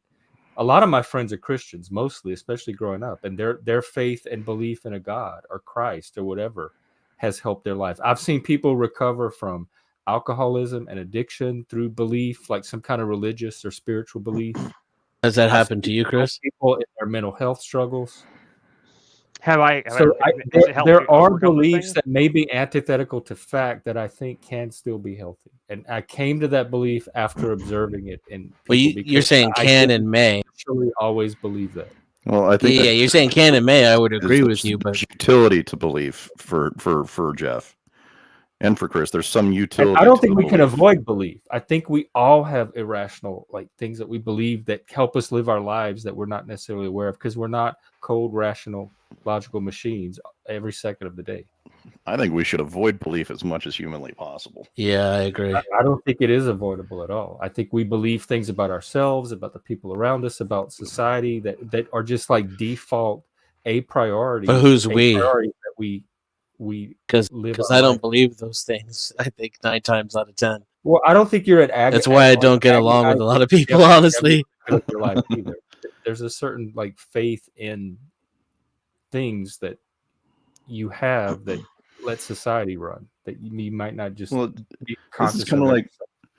This is kind of like that old kind of argument where it's it was posited towards an atheist, and it was amazing response. It's like, well, do you believe that your wife will not cheat on you?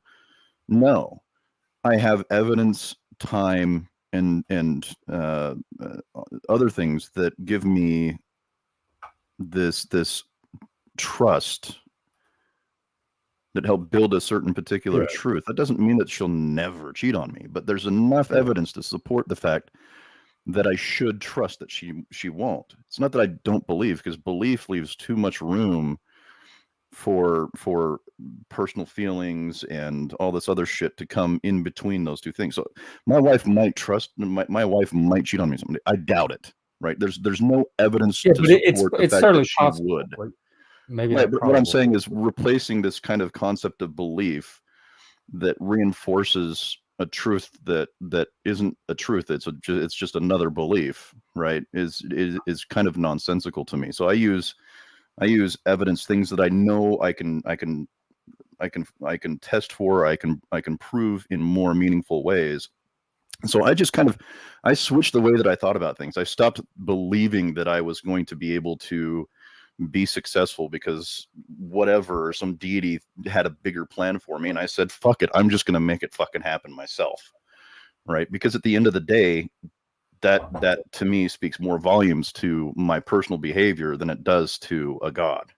Question, Right. please. That seems like an exercising of I can see the and future. Yeah, thank you, Chris. That was my And- question. and- How does that yeah. square with your disbelief in free Yeah. will? Because that sounds awfully a lot seems like it free seems will like and you're agency that to sounds me. like you're taking control of your will and willing a exerting it different, and exerting willing it an outcome, which is to me is kind of executing part of the point of my that would belief take will. is not really believing is part of the point of what I believe is about getting to that point where I can exert my will in that sense. Yeah. Well, I don't want to go down the free will rabbit hole again, but Well, We Again, were already there. We were kind of already there. as a human being, we all operate under this idea that we have free will, and whether it is true free will or if it's an illusion of free will, it almost doesn't matter because we're still going to operate the same exact way. Right. Okay. Well, I'll let you. I don't know about that. I don't operate the same way as I did after being cured of that particular illusion. Well, I mean, it's almost like a what do they call it? A infinite regression to try and figure out the difference between those two things. Some people just will just verbally say and emotionally say that they trust that there's no free will, and other people can acknowledge the idea that the illusion of free will is actually what has helped human beings be as successful as they are. Well, that's not what you said before, though. Why is the illusion needed? I never said it didn't have purpose or that we weren't better off with it. It's programmed. Why do I could make that argument, but it's that there's no difference between whether or not you believe in the illusion or whether or not you realize it's a projection. Do animals have free will? Say that again. Do they? Do animals have free will? I assume they do. Like I've put cat food in front of cat, like 2 or 3. There you go. There's free will. It will go and sniff at one. And brand A or brand B. There's your free will by Jeff's definition. It is deciding which dish it wants to eat at. What I was saying though is that it sounded like you said there was no difference between believing that you have free will or recognizing that it's just an illusion. You're going to function the same. There's no functional difference. Steve says, and I would say on the individual level, I would have to refute that. That's what I said. I definitely function differently on the individual level. The less the more aware I become that I'm not in complete control. Expand that? Like how do you act? How do you act differently after that? I mean, how at least give me an example of like how you would respond differently to a situation today than you would have before that. I'm just curious. I'm a lot like a less controlling and presumptuous person. I'm a lot more open-minded to my friends' perspectives, and there's a lot more peace for me. So when everything I interact with, and how does being, as you said, cured of the concept of free will, how does that influence your open-mindedness and such like that? I mean, because it's not always I must do this, I must do that, I have to this, I have to that. It almost sounds like the way you believed in free will before was almost like a lack of free will. It sounds like you believe that you had to do certain things because of free will or something like that. And now you feel more free because you don't believe in free will. It's very paradoxical to me. Yeah, I would agree. I would agree with Chris's. Very liberating. There's some programming involved. Isn't that what cult people? So like once you realize how much of your life is programming, by stop telling yourself that it's you, then programming is experience. Give me an example of something in my life that's programmed. Nothing feels programmed by who? So it has nothing to do with feelings. Let's remove feelings from the conversation because feelings are irrelevant. But what you could do, and how Denizen is describing it is like, okay, so you've got these experiences that you've had throughout your entire life, right? Yeah.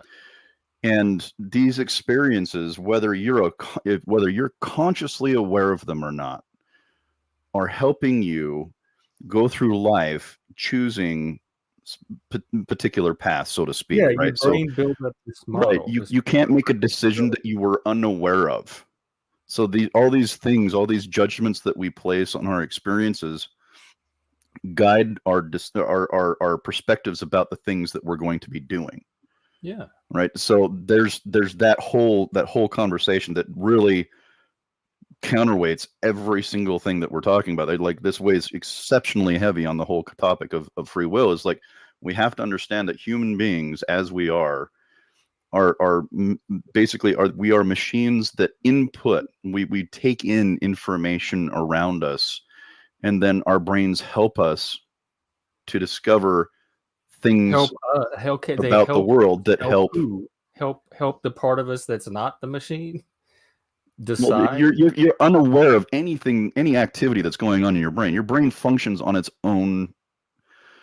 What's the word I'm looking for? Internal volition. I mean, thank you. Like, your brain is going to make processes whether you are consciously aware of them or not. Like, I think this is kind of where people and the one that you're consciously aware of, you think you're in control of. There's nothing that's not part of my brain. So you keep saying like you, and then my that's brain, where you project the ego and all those things that make you think that you're in control. That's what the you is. There's a lot of Freudian and Jungian concepts packed into that you. Most of which, according to Jung, would be shadow, which means that you're not conscious of. So you have less free will than you have free will, even to the extent that you could have free will.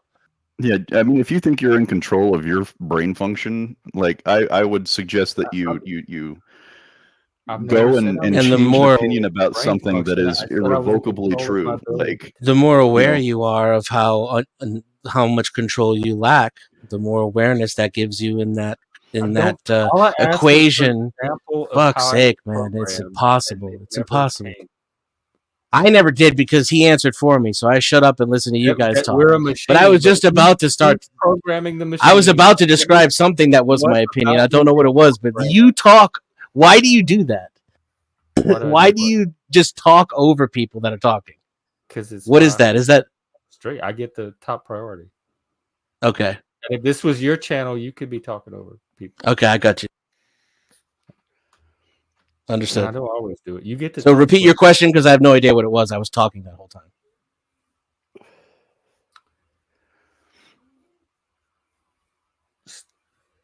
It was for Steve.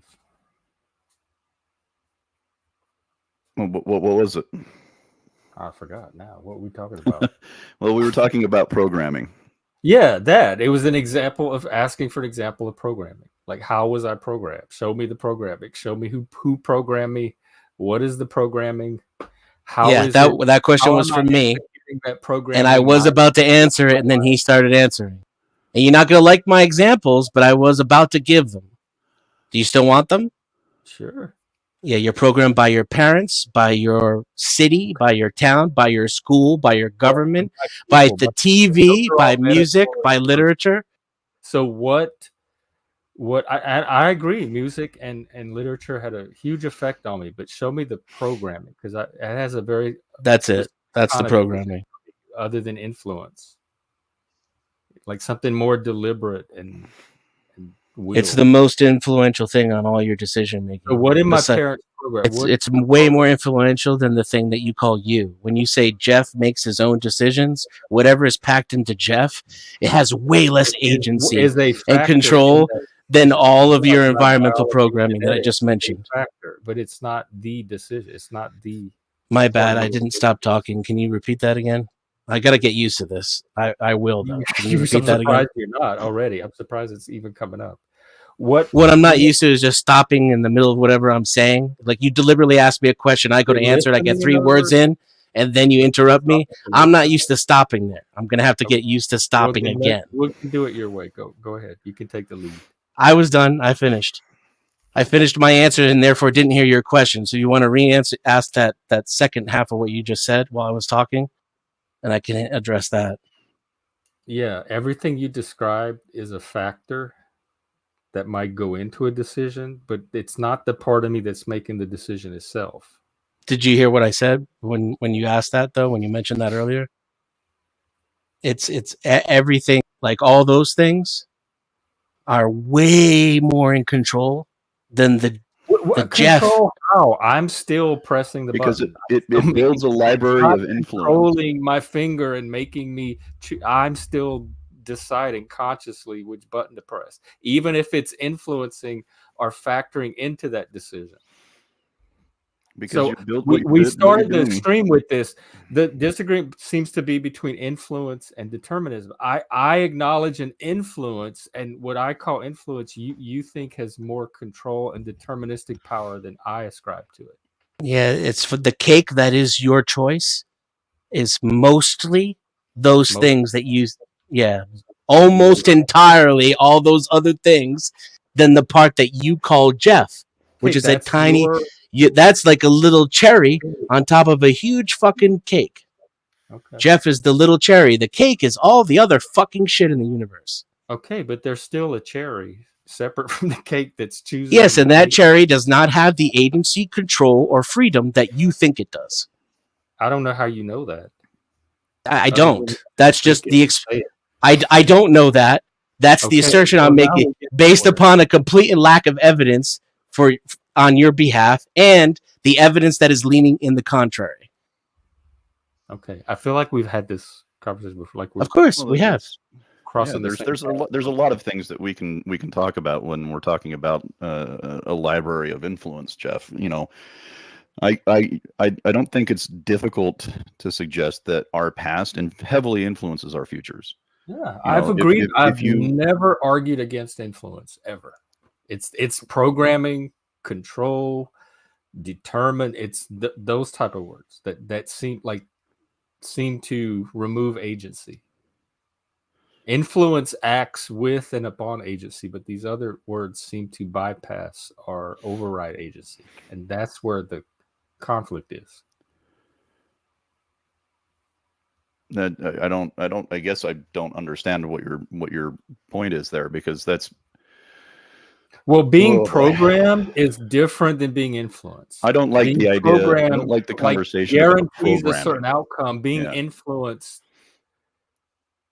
I don't like the word programming. Just so you know, I like to use the word influence rather than programming. Well, I have no problem with influence. I guess Den then is the one that's saying that. Well, I mean, he has his programming came from him. I'm just saying. Words like controlled have shown up today. Determined, predetermined. Right. A program is a listing of the order of events and other pertinent information for a public presentation. Social engineering, which I don't like. You'd have to show me an example of what you mean by that. Or I can see some things like early education. They try to teach you, indoctrinate you with certain concepts, but in general, like the average adult American going about their life, I'd have to see hard, concrete examples of social engineering. Well, we have different cultures that believe vastly different things than one another. It's hard to do though, because I would argue I just gave you those examples and you just reject them out of hand. Like a greater degree of control over an outcome than something like influence. So what's the difference between influence and programming? I just said the degree of control over the outcome. Yeah, so the cherry and the entire cake analogy didn't do it for you. Should I say the Statue of Liberty is Jeff and the planet Earth is all the other environmental factors? What if I said the solar system is everything that is not Jeff's free will? And Jeff's free will is this lighter here on my desk. No, I don't think it's helping you at all. Okay, I think it's making it work. I have to give up then. I'm not articulate enough to explain to you how small your influence is and why I think the word programming would be fair even by the definition that you just gave. Okay, well let's use a concrete example of something you're calling programming. And we can see to what degree it's programming or what degree it's influence. You mentioned things like books, music, your parents. What's something my mother programmed me into doing? Almost all of your social behaviorism. How do you know what my mom taught me and didn't teach me, and how much of it I followed because she taught it to me, and how much I discarded and did something. Not everybody has a maternal programming. Not everyone has a. Some people's mothers die before they're born.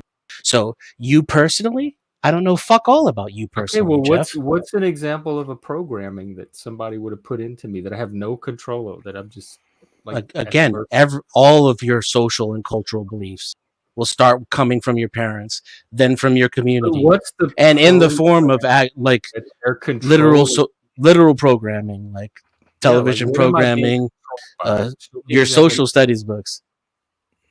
I'm being controlled by my social studies books. Yes, everything you think and know was given to you by the society you're in. No, some of it I acquired on my own because I'm an autodidact. From where? I had from the divine river, or from just did you nature. tap into like a down? So you plugged into a tree and it told you the secrets of the universe. You caught me. I was trying to. I didn't want it to all come out today, but yes, I did plug into a tree. I didn't want to say it because I didn't want to say it sound as crazy as everybody else in the panel. But now, I guess I have to come clean. What, Chris? He found the secret USB port in the forest, plugged in. I was a hidden loony bin. like some weird version of like that song Hallelujah, like some say David found a cord. Yeah, I fantasize about that sometimes, the actual tree of knowledge. Yeah. You fantasize about having knowledge? Yeah. I can see why. No, but it's you can get knowledge on your own. It's very easy to acquire knowledge. You're just more convinced of the things that you believe without evidence is the experience I'm having when I interact with you verbally over this platform. Okay, well, it's your mileage. Like you don't even know that you're being programmed.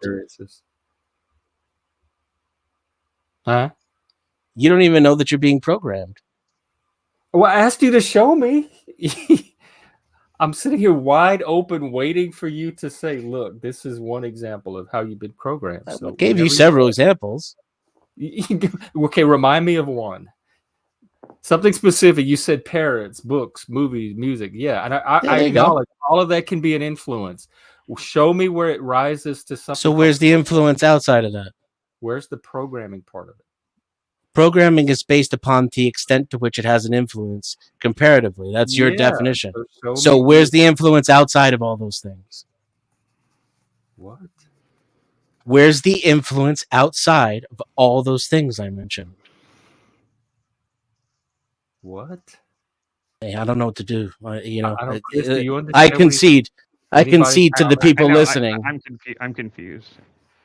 What's the influence outside of all those influences? Yeah.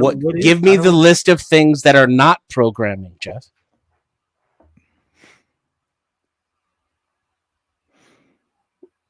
I don't understand. Well, we're talking about choice and decision. So every choice and decision I made is not programmed. It's me making a non-programmed choice. It could be an influence choice, but it's not a programmed choice. You have to show me how it's programmed. I have no choice but to make the decision that I make. Denizen's question is, I understand his question. His question, if I'm assuming I know what he's talking about, is our argument is that all of these influences play a role in what we perceive as decisions, as free will. And I would grant what you're saying is that there's something else there that is Jeff, that is. Well, you just said that too. You said play a role because it's a role among other factors. See, I didn't hear what you said because he was still talking. So what plays a role? Well, okay. I'm just trying to follow along the conversation. I'm gonna go pee and let him catch you up, and I'll come back.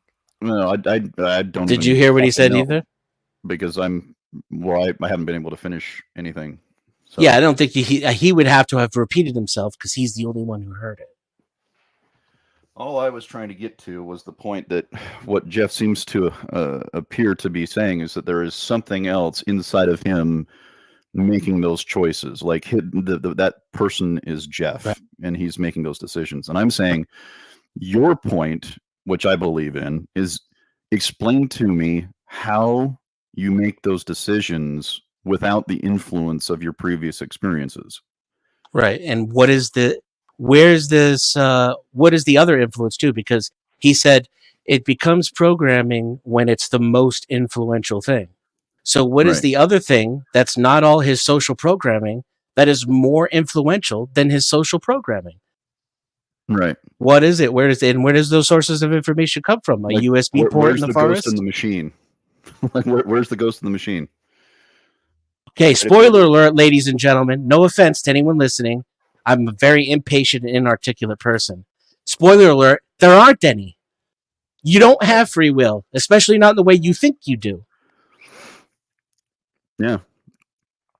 And I'm sorry. It's not my fault, but I'm sorry. I got the joke. But yeah, it's when you start to look at it, like all of these influences in your life, your history, your interactions with people, your family, your location, your community, the books that you read, all of these tend to pile up into a library of what I would consider semi-consistent behavior. You build this, if your experience is only of shit and pain and misery, right, you're going to tend to make decisions based around that because that's your normal, right? You get into the situation all the time where people will live their lives in incredibly stressful ways and make really poor decisions because chaos is their fucking normal. That was what they were raised to live in, and they will tend to make decisions that keep them chaotic. Yeah, that would apply to me, but the decisions are not always poor as a result of that. Sometimes chaos-based decisions can be the right ones. Well, and Denizen's question, I think I could probably narrow it down to this, which is, explain to us the very specific part of you that makes decisions, and what's that process like? I call it free will. Or in the Dabrowski model that I use, it's called the third factor. You have the biology is the first factor, social environment is the second, and then the third factor is that internal ability to be aware of the two factors and choose and guide and direct their influence. Well, you don't get a choice in at least two of those, and it sounds like you don't really get a choice in the third one. That's why it's called the third factor. It's the factor that does have the choice. Right, but that's just adding another. So you're layer right. of another There is question. a part of the influence, like you said, that's something separate from the influence itself. That's making what you said before I walked away. That is correct, and I would call that the will or agency, consciousness, third factor, whatever word, ego, whatever term you want to use for it. That center of consciousness. Yeah, but how does that function in a decision-making model? It just does, because that's not much of a. What do you? I don't. To me, it's not that hard to understand. You have a set of inputs or influences, right, and then you make a decision between them. Like it can be like A and B. You have two things, A, B, and then something in your mind can consciously decide. Well, according to the three model, the decision of which button to press is not controlled.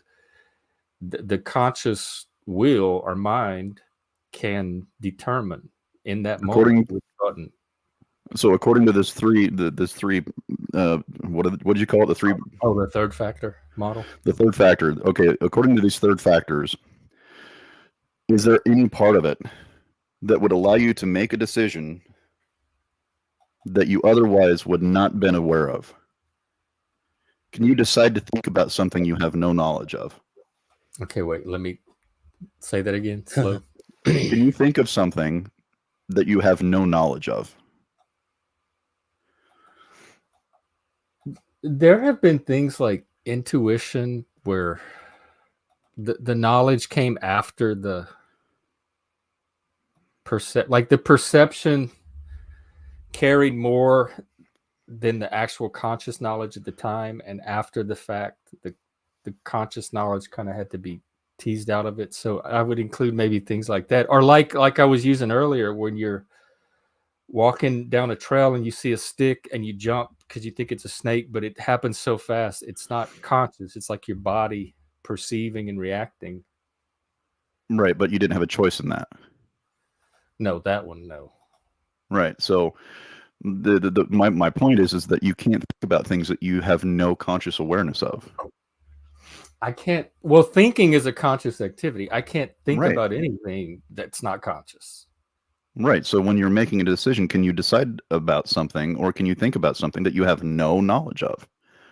And the answer is irrevocable. But when I'm making sounds like a computer. I'm thinking of the things that I am conscious. That's what I don't understand a decision being something you're not conscious of.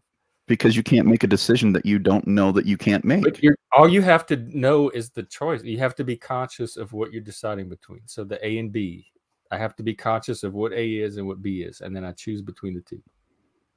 Just like the waiter says, like, do you want Coke or? What he's saying is 100% correct, by the way, which is like that's exactly why there's no free will there. He's describing the process in which choice creates itself. So I don't understand what Steve is asking. Like, whatever influences my choice, there's still something separate from that influence that's making the actual choice. Well, and I'm saying make a choice that you don't think you should make and see how that works out. I've made plenty of choices that I don't think I should make. Well, but I've made those choices. Like, even coming up here to Seattle was a choice. I sat there like it was the fork in the road, and I debated and consciously what vision this way and evaluated, etc. And I made a choice, and my whole body was screaming at me, "Don't do it!" Red lights flashing, warning signs. Like, I got this really strong, definitive, conscious, like, intuition that this was not the choice. And my conscious mind overrode it and said, "I don't care. I'm doing this anyway." And I got on the plane and I came up here, and I saw very quickly that it was the wrong choice. And whatever that, like, experience of intuition or warning sign, like Socrates talks about his daemon, I knew that that's what I should have listened to. But in the moment when it was happening, I even knew then, I just overrode it because I wanted to get out of Louisiana, and I wanted to be with this guy so bad that I just used part of my mind to override the stronger part that was trying to get me to not make this choice. Mm-hmm. Right. So all those other parts lacked the free will that the one part had more free will. Right. There seems to be, like, there's a driver in the driver's seat that has to make the decision to hit the gas and to turn left or right. So there's still the part of me that has to execute the choice. So that part has some influence on how if it can override all these other parts. But if you were consciously aware, automatically take the car somewhere. What makes you think that you're consciously aware of that person?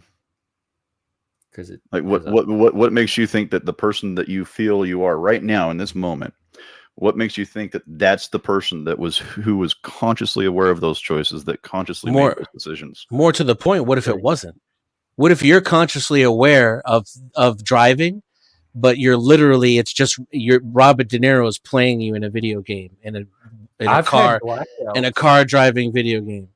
So really, Robert De Niro is the one choosing everything, but you are experiencing that consciously.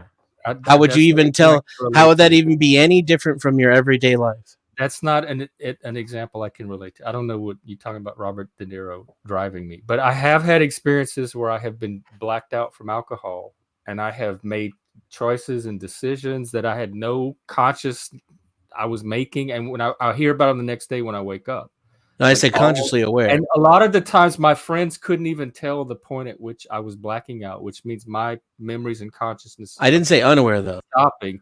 And to them, it looked like I was interacting like my waking self, making decisions and choices. But I was making them in the moment consciously, but after the fact, I have no consciousness of how I was doing it. No, I'm saying consciously aware. I was like on autopilot, or something in me was making those decisions that was not the part of me that was conscious of them after the fact. But consciously aware, not unaware. I'm saying even if you're consciously aware, so you don't need to black out or anything. You remember everything you did. It feels like you were doing it, but you are but you're literally being in a.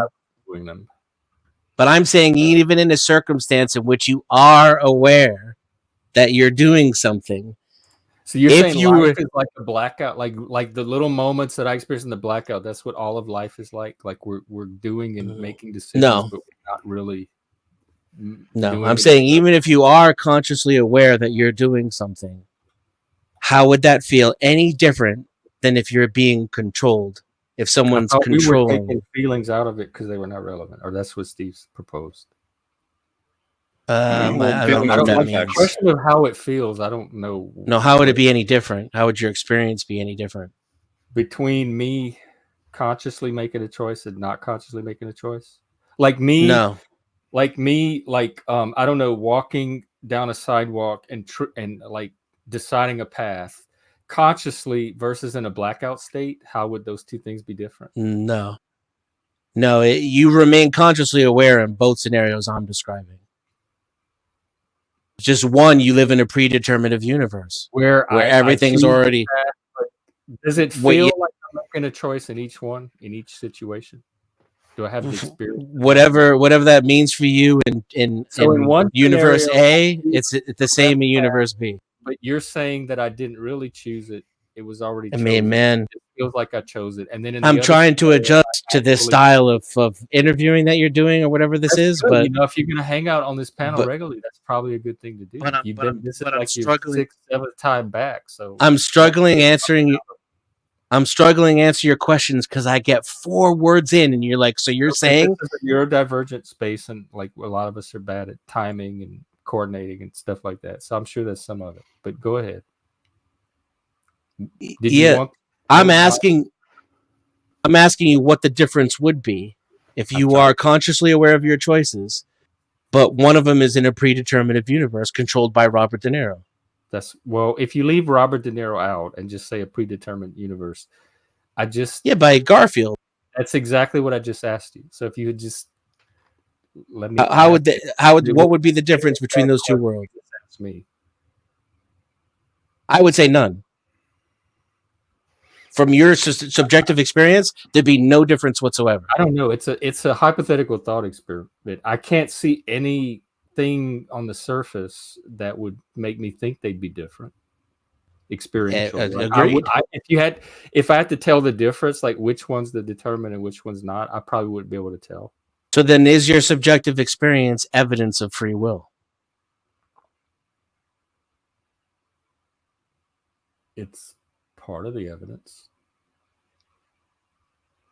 But we had this conversation last time we talked, because you and Steve both said in your everyday life you have the same experience as me, that you're making choices and you have free will. So it's not a bizarre experience to have.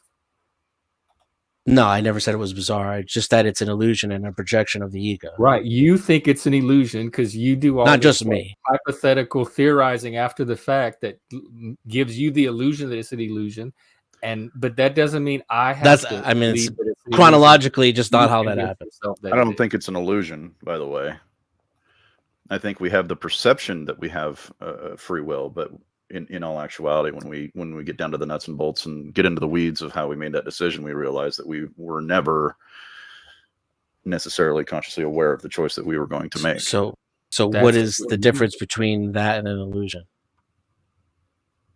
Well, an illusion speaks to me of intentional masking or a fallacious kind of belief in something. Where what I'm saying is that when I talk about free will, I talk about it in the sense that there's a lot of factors that are underwriting how we make these decisions that we're not consciously aware of.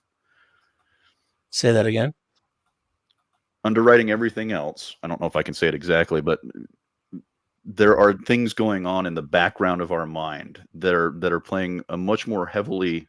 They're playing more heavily into the influence of how we make our decision than we're consciously aware of.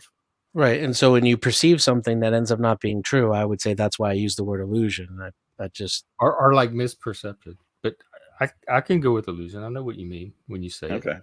Yeah, Steve, I can accept that. Like there's things that are going on in the back that's playing into our decisions, but I can accept that. How did you phrase it? There appears to be, or there's the perception that there's yeah, I mean, there's enough scientific evidence. Yeah, there's enough scientific evidence that can at least show us that there's background information going on without our conscious awareness of it. that are playing a heavy role in what we perceive as choice. Well, I know that our brains like filter data to begin with. Like every second of the day that we're taking, like we're perceiving and taking, we're only getting a selection of that our brain is actually feeding to our conscious mind, because it would overwhelm our minds. So yes, I agree, but I don't see how that's going to get free will. If you don't have a choice in the information that's being used, then right, but the information is not the choice itself. That's right, but you need information to make choices. Yeah. Right. So if I don't have a choice in information that is actually operating, the amount of information I have doesn't mean I don't have the freedom to make a choice. I don't see how the two are connected. It may be a less informed choice, but it's still a free choice based on the information I have. The amount of information doesn't control the choice I make. Oh, Jesus Christ. Yeah.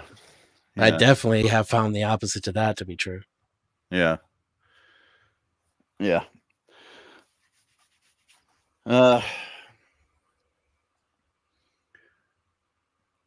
wish I was a better explainer of this, because I feel like I'm the one failing at this communication. But I'll give it one last go, and then I got to get going. I got stuff I got to get done today. But like there's an imaginary. Oh, go ahead. You know, I'm just saying that there's this whole premise that you know, that you and I operate on differently, which is, I believe that, well, I trust that there's enough evidence to support the fact that if I'm so desperately unaware of all the background machinations of my brain, right? If I'm so unaware of all these things, how can I be confident that I'm actually the one making the decision? Who would be making, like, even with the background stuff in your brain, how would that add up to something other than you making a decision? Because if I'm not consciously aware and controlling all of the different things that I need to be aware of to make a decision, then I'm not making a decision.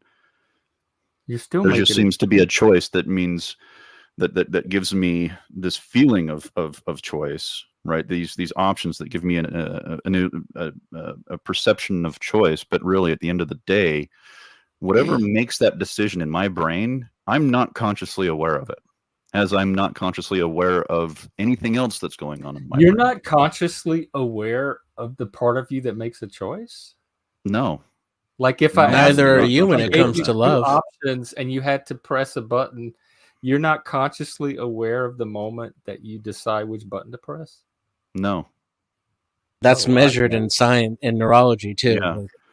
They literally, you realize. I can't imagine not being aware of that moment. I'm so aware of it. Like I could pinpoint the exact millisecond that I'm making that choice. I don't know how to not be aware of it. Right, but when it's measured by scientists, you're way behind. It happens way before you think it does. That is possible. I do have this theory that I'm inbred.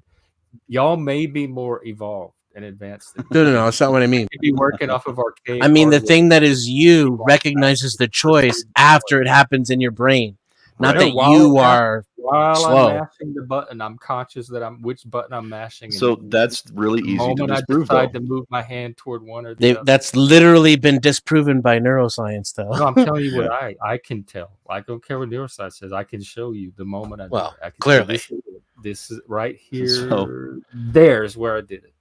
So and Steve was saying he's not aware of the moment he makes the choice, and I can't imagine not being aware. So I'm trying to imagine his theory of mind and reality, and he was trying to imagine mine, which is a good thing to do. Yeah. So the best way I can explain it is you know, there was a study, a heavy study, and I'll find the study for you and I'll give it to you later. But there was a very, very, very good study that was produced a couple of I think it was about 10 years ago, where neuroscientists sat down, they did this study, they hooked up electrodes to the human brain, and they had a pretty large N number. It wasn't it was not a small study by any means.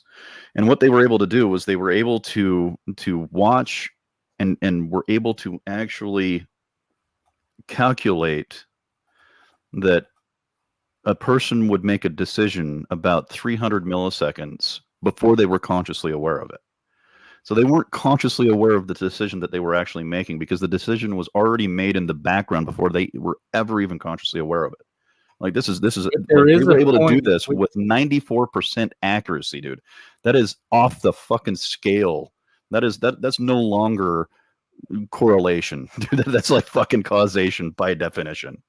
Okay, here's the thing. There is a point after that initial point where they do become aware of the choice, because that's the point I was describing. And I have acknowledged earlier to Den and several times that I do accept that there's this gray area where our choices may be like which potato chips we're going to eat, and we think we're choosing, but we actually have already made the choice, etc. I have heard that. I'm familiar with some of those studies. So I am allowing for that small little gray area between the actual choice that's detected on the brain equipment and the subjective experience of when you feel like you're making a choice, and having that little gap be there. So what that demonstrates, that possibility, I still don't see it validates the experience. Because what it demonstrates is the Jeff that you are experiencing, the one that you're so certain is pushing the button at the right time, is sitting around for a half hour, neurologically speaking, and then he hits he's watching. He's watching. He's not the agent you think he is. He's not. He's watching what's happening and reacting to it after the fact, literally. Is that the lizard part of me doing that? But is it like the star, where the light we see from the stars is actually millions? You could liken it to that, sure. The actual starlight. So when I actually make the decision itself was already. So I understand. I see it. I see what you're saying. I'm grasping that model. It feels weird to me. It doesn't seem like it matches my experience, but I at least get what the model is, and I'm going to play around with it and see. I appreciate your acknowledgement of that, because that's big. That's huge to be able to do that. That takes a lot, because when I learned about it, I was like, holy fucking shit. It's not resonating. I called bullshit when I first heard it. 100% like it is with you, but I do get the temptation to like kind of take that perspective. I immediately tried to debunk it. Yeah. For years. But they were able to reproduce it multiple times, and that's the most impressive part about it. It's a reproducible. And I said, like last time we had this debate, I said your strongest argument against me is that when you just said those studies. Yeah. Well, I've said it before, and it was kind of dismissed. But I really like your example there of the stars, because that is most people look up at the stars and are like, oh, those beautiful stars. Well, in some places those stars don't exist any fucking longer. You know what I mean? We just perceive them as they are at this moment right now, but it took 13.8 billion years for that light to come to us at the most distant parts of the universe, right? So we're actually not aware that star is gone and dead and no longer exists and hasn't existed for 5 million years, kind of a thing. Those studies were brought up in one of the past conversations. And I acknowledged them then. So they're nothing new. And I said then that I think this is our best. If we're going to have this discussion, those studies is the best place to start, because that's the one okay. Well, I'll take that then. Credibility with me. I think my feelings probably overrode my. It was in my opening statement. That those studies were in my opening volley. I was encouraged first to come up here and describe. I've had conversations before with other people about those studies. And I noticed the potato chips, that like when you're going to you're hungry and you want a snack, and you're going to the store and you're getting some potato chips, but before you left your house, you've already decided that you're going to have those chips. It was like, do I want the chips? Do I not want the chips? But that's your body has already decided before you start wrestling whether you're going to have those chips or not. But there's been times when I've resisted that strong impulse too. And then we brought up the example of love or infatuation, or like we're not in control of who you're not free to choose who you're free to love.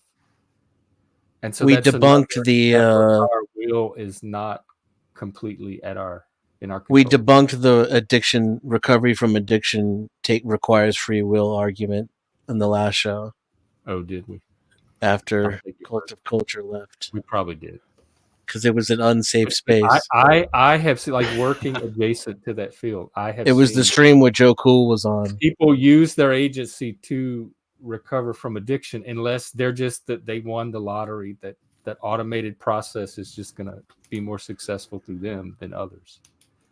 But it seems as though people can be encouraged and taught how to use agency to improve their ability to recover from addiction.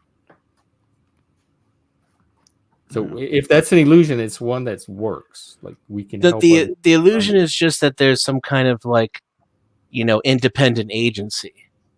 You can't. Your experiences do add up, and for people who I say like you, I would say eventually, Jeff is gonna he's gonna get better. He's gonna will himself, so to speak, to make changes that he wants to make.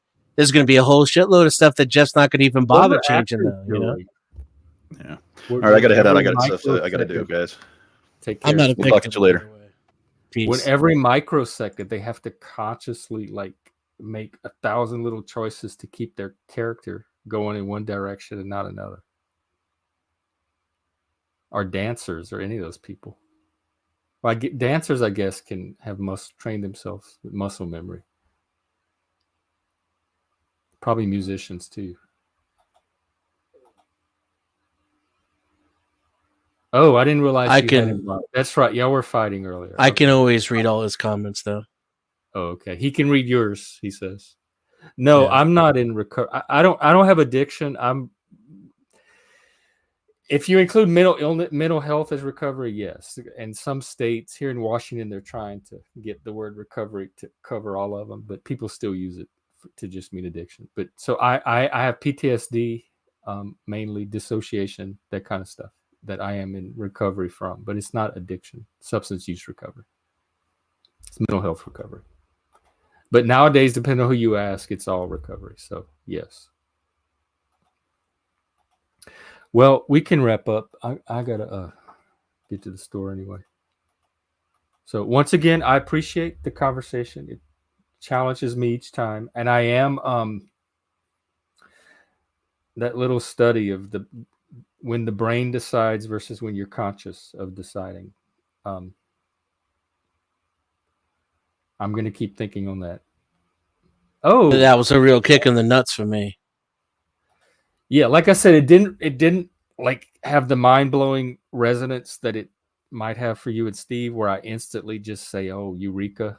But it is also not so far-fetched that I can just dismiss it and say, "Oh, that doesn't count." Well, I dismissed it and I tried to debunk it, and then I collected some anecdotal evidence too, because I realized at a certain level, we're on the edge of this science, so I had to do some personal investigation myself if I was going to get any kind of other kind of data. And I can't find the free will, man. I've been looking and looking and searching and searching. I'm still looking.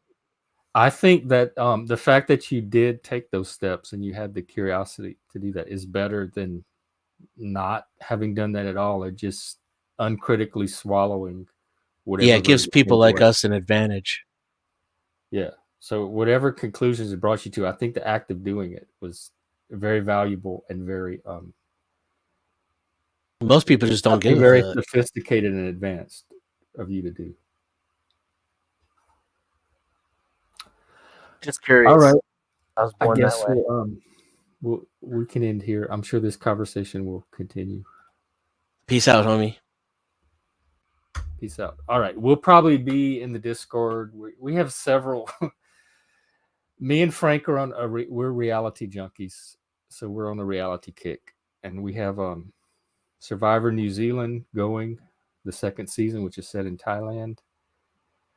And we may start another Big Brother. And then we have a Survivor we're watching with Chris. And there's some other shows and movies that we talked about watching. And anybody's welcome to watch whatever they want to. We have another channel. So point being, catch us on the Discord later today. Otherwise, we will be here again tomorrow doing our thing, whatever this is. Take care and See you then. Hail Satan. Au revoir.